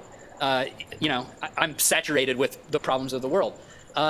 I think you've got to be really careful not to let those take over your mindset. Does that mean ignore climate change? No, quite the opposite. It's that your generation, that an older generation is not going to be here at some point. This is going to be your world. And if the idea that disillusionment is what results from that challenge is profoundly upsetting. What should come from it is a kind of optimism that you're going to be in charge someday, and that somehow you're going to take over the problems that our generations have failed to fully address. So I don't know. There was a really weird mix of optimism and pessimism in that response. But No, well, okay, so that I will piggyback on. I would say that optimism, if I weren't optimistic, I wouldn't be where I was today. Optimism is one of my most important superpowers. So they kind of just go on about being optimistic. And of course, they're both right. You need to be optimistic. I mean, it's been said before many times by many different architects that to be a practicing architect is to be an optimist. I mean, you're being optimistic about being able to better the world in some way with what you're creating. When you start life with depth, you have to be optimistic. Otherwise, well, yeah, that's the thing, and it is a pretty depressing statistic. But I maybe we can listen a bit more. But I think it's difficult to just tell someone be optimistic. It's like that's not really going to help. It's like seeing a psychiatrist and be like, I feel depressed. Don't be depressed. Oh, wow, thank you. Yeah, it's hard to be optimistic when you are in the thing. Yeah. And I think you have to be, if you're a person who's trying to help someone become optimistic for their own good and everyone else's good, you have to be a little more empathetic than maybe what was being conveyed. Right. Family. I'm one of the most optimistic ones in my family. Thing that I rely on to get shit done and be, I would call it optimism combined with this get shit done. Okay? The number one thing is just get shit done. Doesn't matter what you're doing, get shit done. And be, the ability, I think what I learned in architecture school is I learned how if I work hard enough, I can get shit done. And I can get shit done in this level, and this level, and this level, and this level. I can just get shit done here, get shit done here, get shit done here, get shit done here. And then suddenly all the shit's done. Just... I have to pause it here. I have to say... we're not very well-spoken people. I'm not, at least. English is not my first language, and I stumble sometimes to find my words, but I would not say get shit done at an architecture student panel in one of the most prestigious schools of architecture in California. Students who pay thousands of dollars to listen to me talking and say get shit done 15 times in a row to try and make a point. Yeah, maybe there's more eloquent ways to do it. And then what does it mean get shit done? I'm doing laundry 15 times a day. Am I making more money? Is that productive to my career? No. They expand on that a bit. I mean, I think that, look, also swearing in a kind of presentation or swearing on a podcast as a way to elicit a more emotional response or drive a point home. I swear all the time in everyday conversation. That's why I swear on the show. For some people, it's just really distracting when they listen to it. So that's not how they operate. So it's jarring. But anyway, so I understand the tactic of swearing and using these kinds of words. But I do think that, yeah, maybe there's a little bit more nuanced way to describe what you're trying to express. Maybe you can develop it instead of just repeating it. I don't know. I mean, I'm not wholly like, look, it's whatever. It's pretty funny though. Like, shit done here, shit here, shit here, shit, and all the shit's done. It's too funny. Getting stuff done comes from stuff. action. And I don't know. I don't overthink. I don't know. The way that I deal with my thoughts about where the world is going is I'm going to go to space one day. All right, I'm going to skip that part. I don't really know what she's saying. Dwayne does go on to expand on the idea of getting shit done and saying that a very valuable employee in his perspective is one who does get stuff done, but mean to say that they're not just doing busy work, as you were kind of talking about, but that they're problem solving. And he highlights an example of trying to transport an installation from one place to the next and having to call different people and coordinate different just being proactive. Consultants. Yeah, problem solving essentially. Yeah. Maybe more so than getting shit done. Then there's a good question from the audience about the disillusionment. So I think that we've all felt the very public push for like mass advocacy and mass action as of late, especially in terms of global climate change. And I'm wondering how you guys think that affects, or do you think that affects the youth disillusionment? And do you think that's a negative or positive effect that it has? So I think that it's an entirely positive fact. It's one of the things that makes me, speaking of optimism, it's one of the things that makes me optimistic about your generation, is the ability to push in consequent, quick ways through mass collaboration for a consequent change. Part of that is technological, but also part of that is just massive social intelligence that I think far outstrips our generation. Where I think the kind of the mass disillusionment thing is factors into that is when we are faced with a problem that seems to be more enormous than what we can imagine finding a solution for, it can lead to some pretty nihilistic thoughts. And for me, the idea of mass collective action that we see in your generation is one of the great pushbacks against that kind of nihilism. Nihilism is small thinking. You won't find creative people who are nihilistic in their approach to their future. You will find creative people like Margaret and Dwayne who are deep optimists, not naive optimists, but optimists in the sense of being ingenious, creative, engaged in the world that they find. She's right. You can't be a nihilist, so you get nothing done productivity-wise. That's not a good outlook. I think the student's question, my interpretation of it was whether or not that the panelists felt that the threat of global warming and climate change is having a negative impact on the mindset of future generation. That's how I interpreted it. That's a big question. No one really has the answer. Like, who knows these things? I don't know. Like, how would you, I guess the statistic shows that that's been more of a negative impact. I mean, it's really a question for the student generation to ask themselves. I think the role of an educator and of a person who is a few generations above is, again, probably more like team coach and cheerleader and team captain and even like kind of like psychologist and good friend. Again, that's where I go back to my point before of like, you can't just tell someone be optimistic and then it's all going to be good.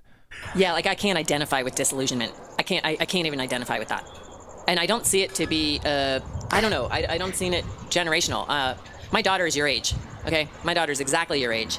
And I don't know, her friends, maybe it's just who I'm around, even my students in the class, I don't see a lot of disillusionment. But maybe you have it. I don't find it helpful, so I can't. Disillusionment, for me, is a useless expenditure of energy and time. I can't afford to be disillusioned. I have to. Just to get shit done. I just have to go onward and upward and get shit done. I can't even. Well, clearly, what has Okay, so I can't believe I called it. yeah, it was pretty expected. So in a summary, so this person doesn't directly experience it or sees it, therefore she doesn't believe in it. The data that the other one brought up is not a religion we're believing in, is a fact that some people experience. And the fact that you're not exposed to it or you haven't seen it, you're completely, denying the existence or refusing the existence is the most crazy thing I think I've heard in this whole discussion. I don't know if she's saying so much that she doesn't believe that it exists full stop. I think she's just... Well, you are she's correct completely in- putting a stop Yeah, at it, yeah, like, yeah. no, this is a nonsense or whatever it is. Yeah. And I'm like, hey, like, It's not helpful. it's not helpful. And Yeah, guess that's what? the Maybe problem. there is students in the audience who feel that way. And you're just 100% there saying, are. and you're saying to their face that it's not helpful, it's a waste of time, it's a waste of energy, and why, and why, and why. I don't believe it. I don't see it. So. And it's like, okay, yeah. well, student, if you have an issue, Yeah. don't talk to this person. Exactly. That's what I was saying before, and she's right. She's like, well, maybe it's in my circles. So she has self-awareness. She's totally correct. And I say it all the time, like, hey, maybe it's just the people I've been experienced. You can only expect that at most from a person, unless they're quoting a stat, for them to talk from their own experience. Full stop. It's a shame that we even have to say this because people get fucking riled up over something someone says. That said, though, this is a teaching space, right? This is a school, and like it's just not it's not acceptable for your answer to be like, well, I don't see it, so. No, and she takes the example of her own daughter, who is the same age as the student, and kind of using her as an example, like, well, if she's not disillusioned, then why are you guys disillusioned? It doesn't make any sense. It And it's does. like, okay, but what? Maybe your daughter is very privileged. Maybe she doesn't have to feel disillusioned because her life is pretty easy. You know, like, I mean, know your audience, and maybe, and yeah, I don't know. It just really like. Well, puts that's me what out I'm of my saying. chair. It's not particularly empathetic. It's not helpful. Which is what's needed. Yeah. With especially with topics that are having to do with essentially the mental state of somebody. Like I know. you got to speak with at least more empathy. The idea that there is a kind of uprising around social justice issues, obviously what caused those is leading to a lot of disillusionment. How could it not? It's the idea that this has kind of come to the fore and people are rising up against this that is what's so positive and uplifting. But what's left, though, is it's too damn slow. So like, how could that also not lead to some disillusionment? So, you go out there, you keep fighting for it, and, you get a little frustrated when you don't win every battle. But you keep insisting. It's moving too damn slow. I mean, I think about how this lifted, a lot of architects, people like Tom and Eric talk about the resistance that drove their work in the 60s and 70s into the 80s. And, I don't think of the way we work as a form of resistance. And they always want that. What's your form of resistance? They don't understand how we wake up in the morning without a feeling of resistance, but I just don't operate that in that way. But somehow that brought them like a feeling that a very positive, optimistic view of the impact that they could have on the world. And so I think my hope is that your generation feels that kind of fervor and drive from a form of resistance. Yeah, I guess maybe part of my attitude about it comes from the fact that, I was a young female architecture student in the 80s, the early 80s. This was not an easy time to be a girl in the architecture field. And I had to overcome a lot of bullshit, honestly. And if I had no time to be disillusioned. I had no... It's in that regard that I don't have a lot of sympathy for it because I needed to overcome so many things. And that's where my optimism really helped me because not only am I optimistic, but sometimes I'm naive. So sometimes I don't know if someone, like let's say I'm on site and there's a contractor and he doesn't think I know what I'm talking about. Well, I'm so naive that I don't know that. I just think he's an idiot. And maybe he, you know what I mean? Like, so I didn't have time to worry about what others, like disillusionment wouldn't have helped me. So the only way I could help me was to like overcome any obstacle that was put in front of me. And there was a lot of obstacles. So the only way to overcome all those obstacles was to be slightly naive and very, very optimistic. And then just don't stop.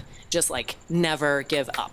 I would say those three things was part of the secret sauce for me. That last bit makes total sense. And it's an interesting... In my mind, she's redeemed herself from the previous comment because she's saying like, okay, this is my experience and what I had being a female in architecture at that time. And it was not easy. And this is how I got through it by just keeping your eyes, looking forward. And I get it. I mean, if we talk about females in architecture specifically, this kind of subject has come up here before many times. And certainly in recent years, there's been much more conversation and discourse around achieving gender equality in the profession. I think we had asked Toshiko Mori this question actually, which was like, what was it like trying to establish yourself as a foreign Japanese female architect in New York City during X decades ago? And she's like, I didn't think about it. Like, I just did my thing. And everyone operates differently. I tend to operate more in that mindset as to what Toshiko said and what Margaret Griffin is saying. Like, I don't think of myself as an Asian architect. I don't pay attention to like the things I had to overcome as an Asian architect or whatnot. And maybe you could argue that maybe I face less, inequalities and challenges than if I were a black architect or a female architect. Maybe, I don't know. Hard to quantify those things. But yeah, I'm kind of in line with it. Like I do my work, I move forward, and a lot of times personally, I feel like I don't have time to sit around thinking like, oh, why didn't I get this? Why didn't I get that? Like, I'm just going to go forward. Yeah, you don't. No, I mean, what she says here makes sense, and she's kind of redeeming herself a little bit. It's basically stay focused and don't give up. If you really have a drive to get somewhere in your career or in your life, you kind of have to believe in yourself. It's a big part of it, right? And you have to not get stopped if something gets difficult. And it's like that, even within the profession, you work on projects and you have obstacles, you have things you have to deal with, you have problems, you have things that go sideways, right? Doesn't mean you can give up and leave the room and like go work for a developer. Like, you still got to push through and figure it out. And I mean, realistically, it's what life is about, And so I think it's a matter of, it's like about not letting yourself dwell too much like in the past or like on the problem. Right. Like another one of these business entrepreneurial video things I was watching. They're saying like, in our office, we allow whoever, if they're upset about something work related, you're allowed 5 minutes to be as upset as you want. And that's it. You cannot be upset about it after those 5 minutes. And actually 5 minutes is a long time. Usually after 5 minutes, well, depends on the problem. In a lot of cases, it dissipates after that time, right? And so that's part of it. Like you can't allow yourself to be overly focused and upset by the problem and on just the negative because you're not going to go anywhere. At the same time, I do think, again, from an educator's perspective and from a larger perspective, it is a more mature way to approach it and to say like, I operate by moving forward, but I'm also very aware of the problem and the nuances and its implications and what it means to everyone else. Because to have better gender equality in the workplace, to achieve that is going to require a lot more than everyone just saying, I just kind of move forward and I don't pay attention to those issues. Like you need to pay attention to those issues. You need to have productive discourse. You need to understand them. You need to think about what it's like to be a different type of person who is being affected by these things while also moving forward. So you kind of need to like mentally do both. But in terms of like, working and being productive, you move forward. No, you're right. I mean, like the whole how women are in the profession and the pay or like inequality between sexes or races, right? Like if you are in it, like you don't have to think about the fact that you are black or female or Asian, like every day you go to work. But if you notice that there is inequality, like it has to be brought to the table in order for it to disappear or change. We were guests on this IGTV, is it IGTV? No, IG Live, whatever thing last week with this other podcast. Anyway, we were talking about gender equality in the workplace. And again, the example that I brought up on there, I'll say it on here, is years ago, Dorothy Mandrup, right, a European architect, there was an article in whatever Design or something, and she said, I'm not a female architect, I'm an architect, right? Versus when we had Anne Fugeron on the show, now a few years ago, she said, in big, bold font in a presentation, I am a woman architect. There's no way around it. Does that mean she's always thinking about herself as a woman architect? And she's like, I'm a woman architect. Therefore, how does that shape my building? I'm a woman architect. Like, how is my life more difficult because of that? That doesn't mean she stews on it and lets her be unproductive, but she acknowledges that's the reality. And that's the reality of the problem too. And in her view, it's like, I am that. There's no getting around it. And I need to talk about it. And she also feels, I believe she said that if you're a female architect, that you have to be a feminist. A feminist, an activist and a feminist, because it's your responsibility to do so.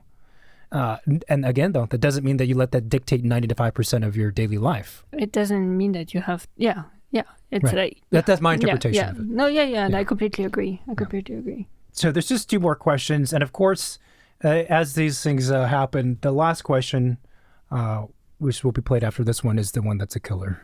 So I want to kind of backtrack the conversation to the first question that was asked about sort of commitments and the ethics around commitments. I kind of disagree with the point about commitment that was brought up earlier on. I think in some cases you are put in situations where it is okay to break a commitment, especially when the commitment you thought you were getting into is not the one you're actually into in the end. I was recently put in that situation, unfortunately, so had to break a commitment. But I don't think that should in any way sort of affect this idea of reputation. And I do believe that I was lucky enough to just have a conversation with Hernan and John about this. I think that sort of attitude and behavior is why architecture and the profession as a general is really lagging behind so many other fields in terms of pay, salary, and work-life balance, etc. So yeah, I think I also believe that it's a subject that's not really talked about at the school a lot, and Hernan and John agreed with that and committed that they were going to sort of try to approach that with students a little bit more. But yeah, I guess I'm wondering, what do you think are the factors that are still causing architecture to really lag behind other fields? Well, there's a lot to unpack, but let's just go to the issue of, okay, I come from a place of we all make our own choices, right? I don't get to do your choices. You don't get to do my choices. My daughter doesn't make my choices. I don't make her choices. I don't make you know what I mean? I come from a place of everyone makes their own choices. So I think that's what you have to do. Everyone has to make their own choices. There's so many things you can do. There's so many ways you can extend your education. And to me, I go back to that. That is what your career should be about, is how do you create your own future, your own education for your future, whatever that is. Like, it doesn't matter what it is. If your education that you want is being a counselor, if your education that you want is you want to be an owner's agent, if your education that you want is you want to work for a developer, you want to work for a contractor, like, all those options are equally valid in my mind. And there's not, I wouldn't put a judgment on that myself. There's things that I need for people that want to work with us, and there's things that the people who want to work for us, they want from us. So it's like, whatever situation you get yourself into, it ought to be mutually beneficial. And if it's not, then it's not the right fit. So I think that office culture or studio culture there's thousands of kinds of cultures that you could get involved in. And then there's not a right or a wrong. There's nothing is more better than another thing. It's just like whatever fits for you. And your education as an architect, especially at a place like SCI-Arc, sets you up for, I don't know, just thousands of ways that you could be an entrepreneur. You can, start an ice cream business. You can start 3D printing food. Like, there's so many SCI-Arc graduates that have gone on to, there's art directors. There's like, you could basically do anything you want with your education. So I don't know. To me, I think it's more about choices than anything else. And we all get to choose our own choices. So pretty often in an interview setting, a panelist or a guest will not answer the question and kind of say something else. And that's pretty common because it's really difficult to be an interviewee, actually. And actually on this show, if I ask a question and the person doesn't have anything to say and they instead choose to kind of answer a different question, I have no problem with it because it lets the conversation move forward. And also the pressure of our conversation on the podcast is not like this, right? We don't really have a topic. We don't have a topic. We just talk. That said, she didn't answer the question. She dodged it again. And she was like, well, I'm more interested in this idea of education and learning experience. And it's up to you. You do what you want to do. You do you, I do me. There's no right or wrong. And as I said before, one, you're dodging the question. It wasn't the question. And two, no, there is a right and there's a wrong. Obviously. I mean, I'm not saying she would disagree, but she must somewhat, but she didn't say it outright. Like if you're a young grad and you're working 80 hours a week, you're not getting paid. That's fucking wrong. And it doesn't matter if you both agree to it, that the junior staff, agrees to it and the employer agrees to it, that there's a mutual agreement. No, it's not okay. Because it's also, there's a power dynamic and a power relationship at play, right? This is a very dangerous comparison, but that's also when we hear, when there are stories of people suffering some kind of physical, emotional, even sexual abuse, right? Like, well, why did you let that happen to you? But there's a power dynamic. You can't say, well, you let it happen. You agreed to these long hours. You agreed to being not paid. You agreed to being physically or verbally abused. You made that agreement. Like, I think it's the responsibility of like the older fucking adult who's been in the profession. And by the way, an employer who is underpaying dramatically their employees or their interns, they know exactly what the fuck they're doing. No, they know. And she was talking about being naive a couple of times in the recording, and some students are naive because they don't know. They don't know better. That's the wrong they don't kind know. of... It's the wrong kind of naive, right? It's not. It's just like the lack of knowledge and people abusing your lack of knowledge. Yeah. Meaning, maybe the student agreed to work for that teacher or that architect, and didn't know that they were signing up for an 80-hour week every week, and that there is no compensation for that. Yeah. And that's not good. And the agreement should stop. And that's an issue in the profession. That's a huge issue in the profession that's been going on for a very long time. So maybe we can real quick, I haven't really thought about it, but try to answer the person's question, which is, why is the profession lagging behind in terms of pay, work-life balance and stuff? Well, it's lagging behind because those issues are not being brought up enough. And he's trying to bring it up. Yeah, but you see the attention you get, the Right. response that you get, right? Well- They're not taking up seriously. They're not being approached to be resolved or being put away, really. Actually, and that's the biggest issue in the profession. And actually, that's kind of like what this whole SCI-Arc drama coming up to the surface is revealing, is that Yeah.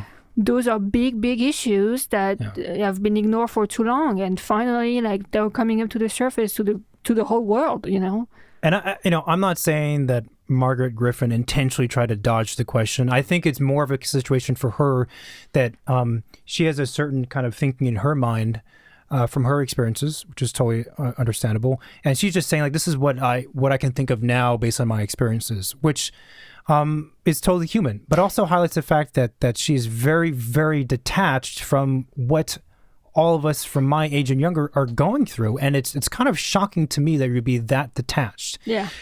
The interesting point that you brought up is that the answer to his question of what's wrong, this is what's wrong. This is What's wrong is that when a student brings it up, you don't get any fucking answers. You don't get any attempt at an answer. It's more like, I don't know. I wasn't really aware of this. And to try and answer the student's question, I think the pattern within the industry is wrong. But I think, to me, maybe the most scary part of what's happening with that pattern is that we are doing that to each other. Yeah.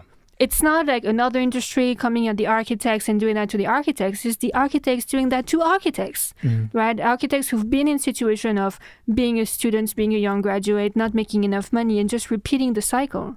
And that's extreme. It's cannibalism, Yeah, right. Really, right. it's architectural cannibalism. And there's a lot of reasons why, or not reasons why, there's a lot of ways that we can improve the things that the student highlighted. And it's a complicated problem. It's not like you do this one first thing and then you do the next thing and then steps 3, 4, 5. No, they all kind of happen at the same time. Like, it needs to happen from the top. It needs to happen from the bottom, right? The students should not accept certain kind of gigs. The employer should not offer certain kinds of gigs. And in the bigger scope, they were saying, like, design offices make less money than big offices. And some of that will always be embedded because of the way this kind of society works. But more from a professional standpoint, one way to solve the problem is make more money. Offices need to make more money. Offices need to get better contracts. The clients, here's the way you solve the problem. You need the general public to place a higher value on architecture.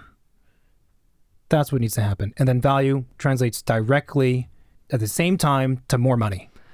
That's the thing. That's the biggest thing, and that's not simple to solve. And schools can teach like all of the coolest softwares and technology and shit, but also like put some business classes in there, like teach students how to take care of their money when they come out of school, and what they should be making and the things that they should be asking for clients, and like set up the industry, set up good standards.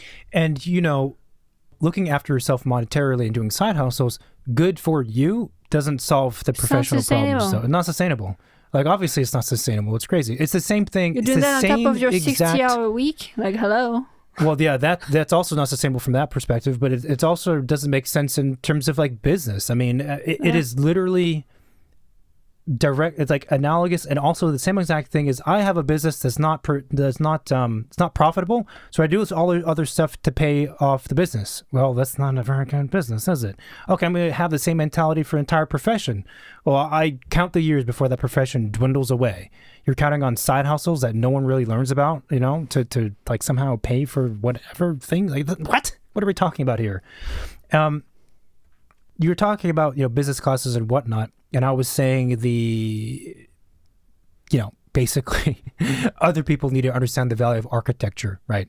And what that means for us as architects, we need to do a better job of conveying the value of architecture. That's also why on this show and all everywhere else, when you talk to architects, communication is almost the number one thing they mention. What's like, what's the important thing, skills that you need to have as a practicing architect? The ability to communicate, period.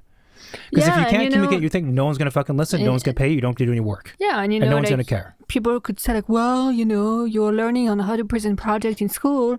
You're not learning on how to present project. You're presenting project in school, but no one's really like teaching you how you should be presenting it in a proper way, Like you kind of, oftentimes you put it together the night before. Like it hasn't really, been a big part of the process.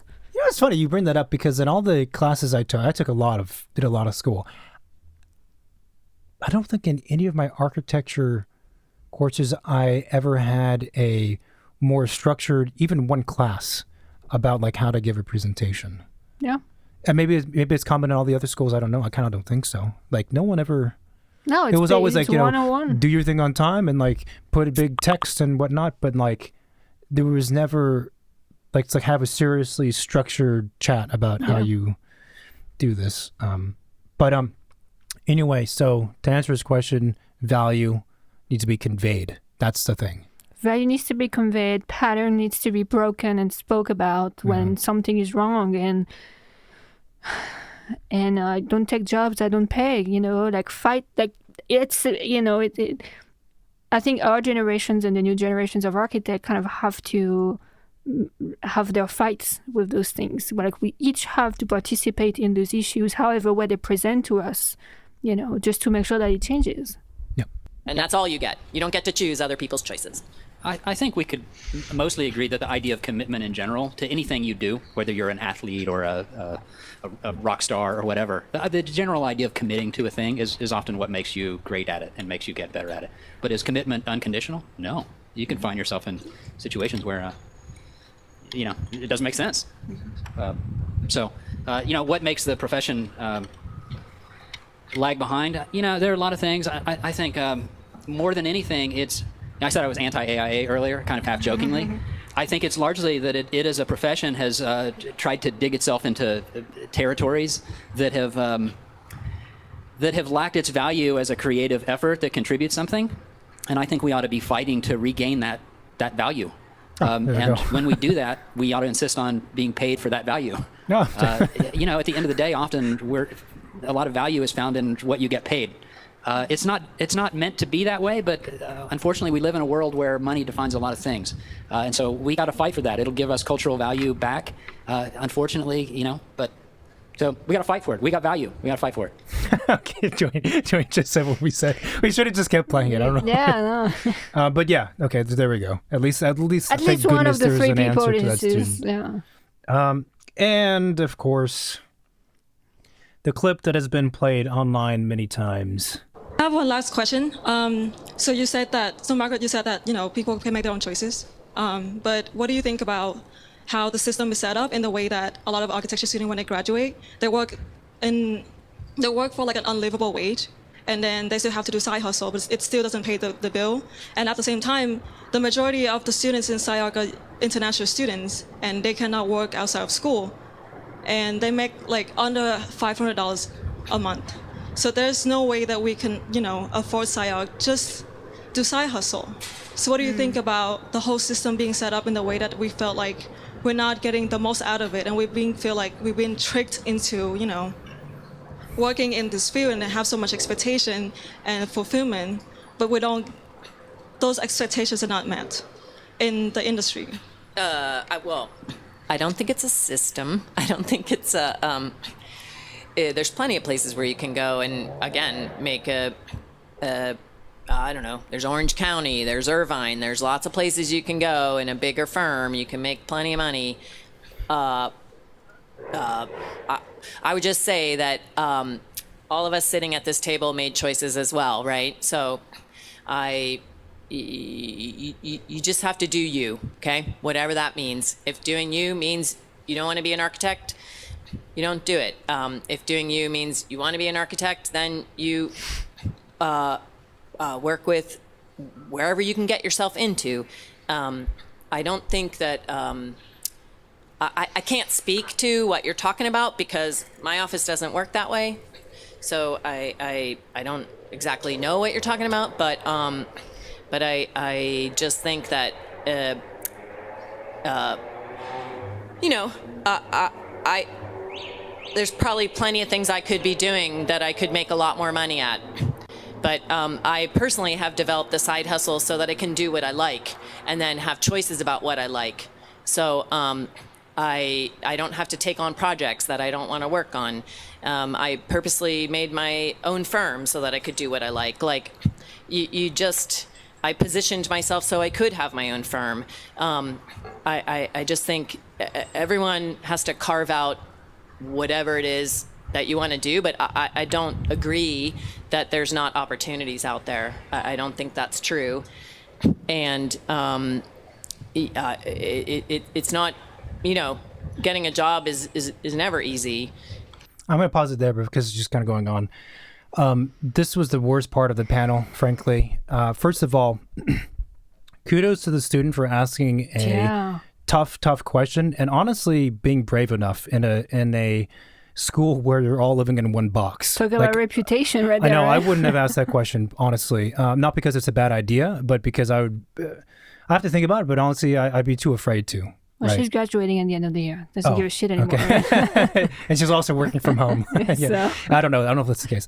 That is a difficult question to ask because of the issue of reputation in being within the school. It's a difficult question to answer, to be totally fair. It's a tough question to answer. And this is also, going back to what I was saying, these are SCI-Arc teachers, what do you expect them to say? But that doesn't invalidate the question. You know what I mean? No, her response was so... First of all, what I don't like is that her response was super defensive. I don't think it's a system. Why are you giving attitude to a student like that? Yeah. What is that about? It was very defensive and also I don't agree. That doesn't exist. There is opportunities. It's like, okay, look, do you see this student is struggling in maybe the choices that she has to make, right? Yeah. And you're not here to say, you agree or disagree. You just kind of have to explain what things are. And I mean, the student situation is tough. You're a foreigner student, you cannot work. You don't have a working permit to work outside of school. Yeah. So then you're stuck doing TA work, for the school, and they pay you a stupid stipend. That's not contributing to anything for your loans, right? Yeah. So that's tough. And then, finding work outside of school afterward, it's complicated. And, she kind of alluded to the fact that there is opportunities and you kind of have to find them. Don't be desperate. You can find work that will pay after school. I agree with the sentiment, but I don't think the way she delivered it was, you just go to Irvine in Orange County. And I'm what? And then she basically said that architects make no money. And the way she manages to be an architect is to do side hustles at the age of, I don't know, however this person is, 40, 50, right? Yeah. Which is quite sad, to be honest, and not very hopeful for the students. Yeah. She has to teach. She's probably doing other shit on the side. And then she has her firm to do whatever kind of projects, but that's not her primary way of living, it sounds like. Mm-hmm. And as a student, I would be even more alarmed. I would be like, wow. And that's not really a solution. That's not really reassuring. And that's not the good solution. So, I mean, good for her, good for anybody who can make more money on the side. Of course, why not? And it makes sense. I'm not saying it's a bad idea to have side hustles. Of course, do side hustles, make a bunch of money so you can support yourself and have freedom in what you're doing. But do you have to understand that's not an answer to, again, the underlying question here. Yeah. I also think that I do feel a little bit bad for Margaret, the panelist in this case, because she clearly got stuck. And I don't know how she feels. She seemed pretty comfortable. But, for me and many people, if you're on a panel like this and you start to answer a question, you realize you don't really have an answer. And there's a lot of ums and pauses and and you're meant to be a senior architect. It's embarrassing. You sweat. At least I'm not saying this happened to her. I have no idea. But for me, it happens. And you end up stumbling around. You fumble. You say weird things. That said, though, if you don't have an answer at the level you're at, you should just say, it's a tough question. I don't know. And leave it there. Because to say you do you means basically I don't give a crap about what Well, happens to you. Do whatever you're That's going one to do. interpretation, yeah. Right, and it's a little bit, again, It's from such an educator, it's not helpful. It's an odd thing to be like, I don't think it's the system.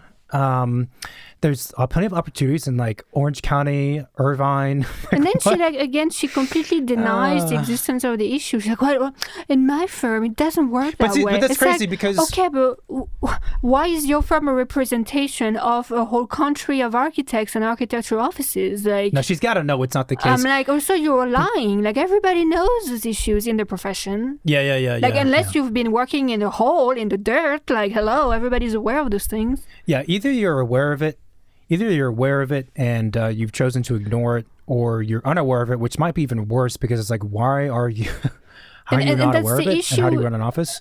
And even if you weren't aware of it all, the student, it seems to be the English is their second language, laid it out pretty clearly. I know. Like ultra clearly, right? Like, we go here, it costs a lot of money, we graduate, we get paid less than $500 a month, we're international, we can't afford it. Like, what do you expect us to do?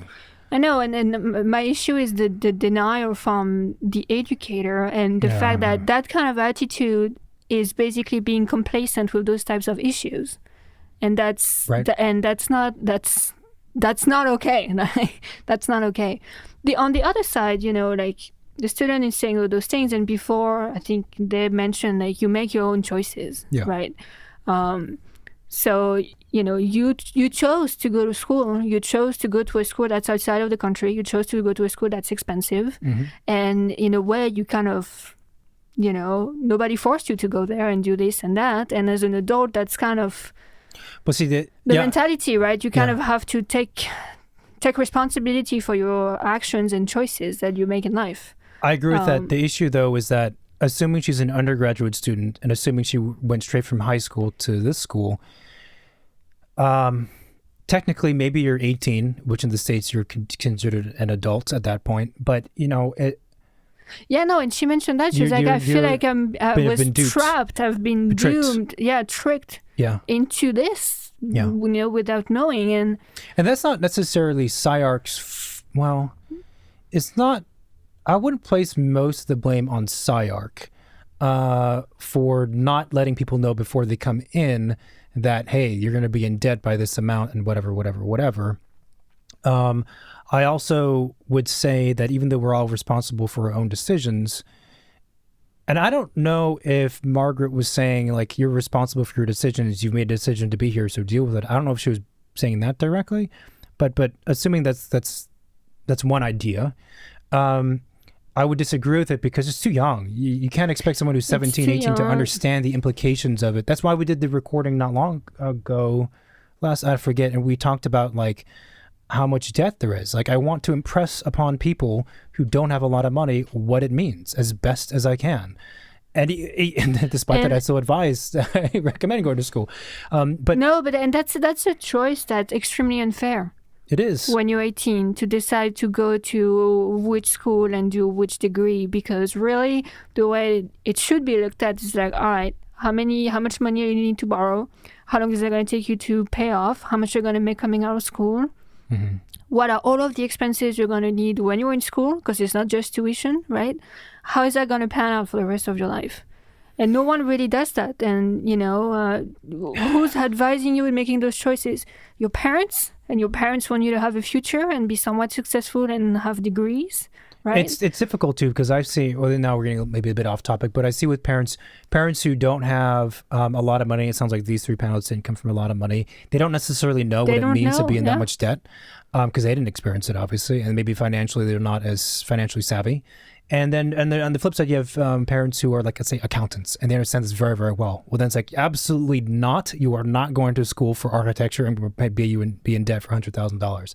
So I don't have a solution, but I do think the answer was piss poor.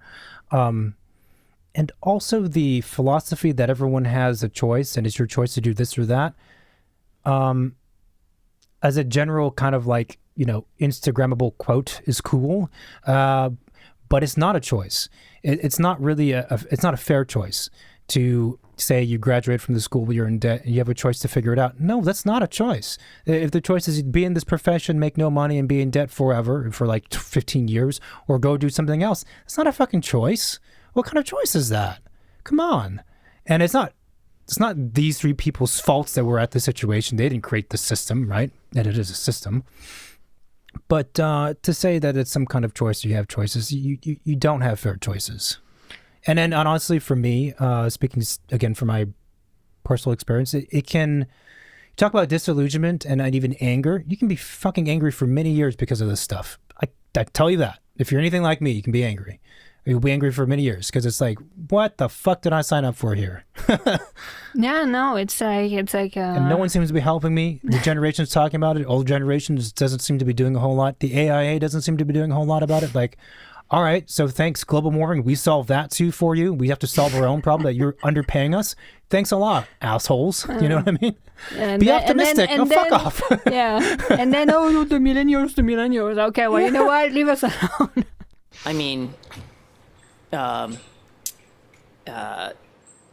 had my first job when I was 16 years old. I always had a job, right? I started saving money since I was 16 years old, so that I saved money for many, many years. Even before I started to be an architect, I had savings from when I was a kid, from working as an industrial seamstress. So it's just like, whatever it is, like, my daughter had a job when she was 16. In her generation, barely anyone had jobs. So like, John had a job when he was 12 years old. He started a paper route. You know what I mean? Like, yeah, okay, cool. But that's a fucking paper route, man. Like, as Dwayne highlighted earlier in the conversation, if you're listening to him and think about it, like, different. It's a different time. Like, I can't. I'm not identifying with your question because I don't.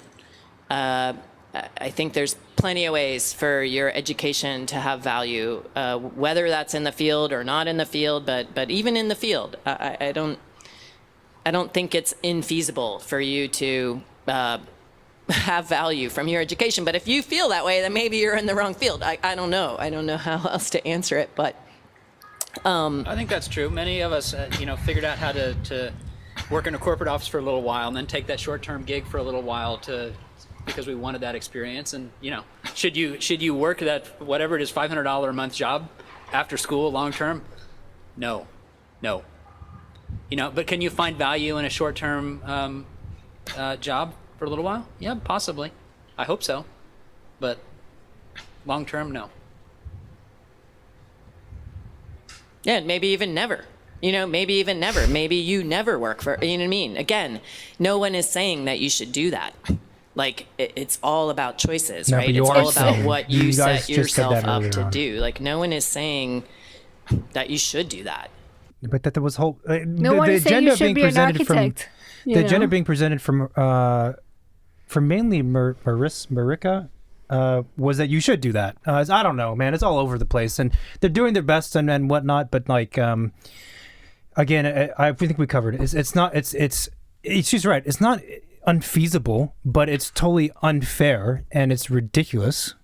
So there. Come on. Right, so that's the end of that. That was.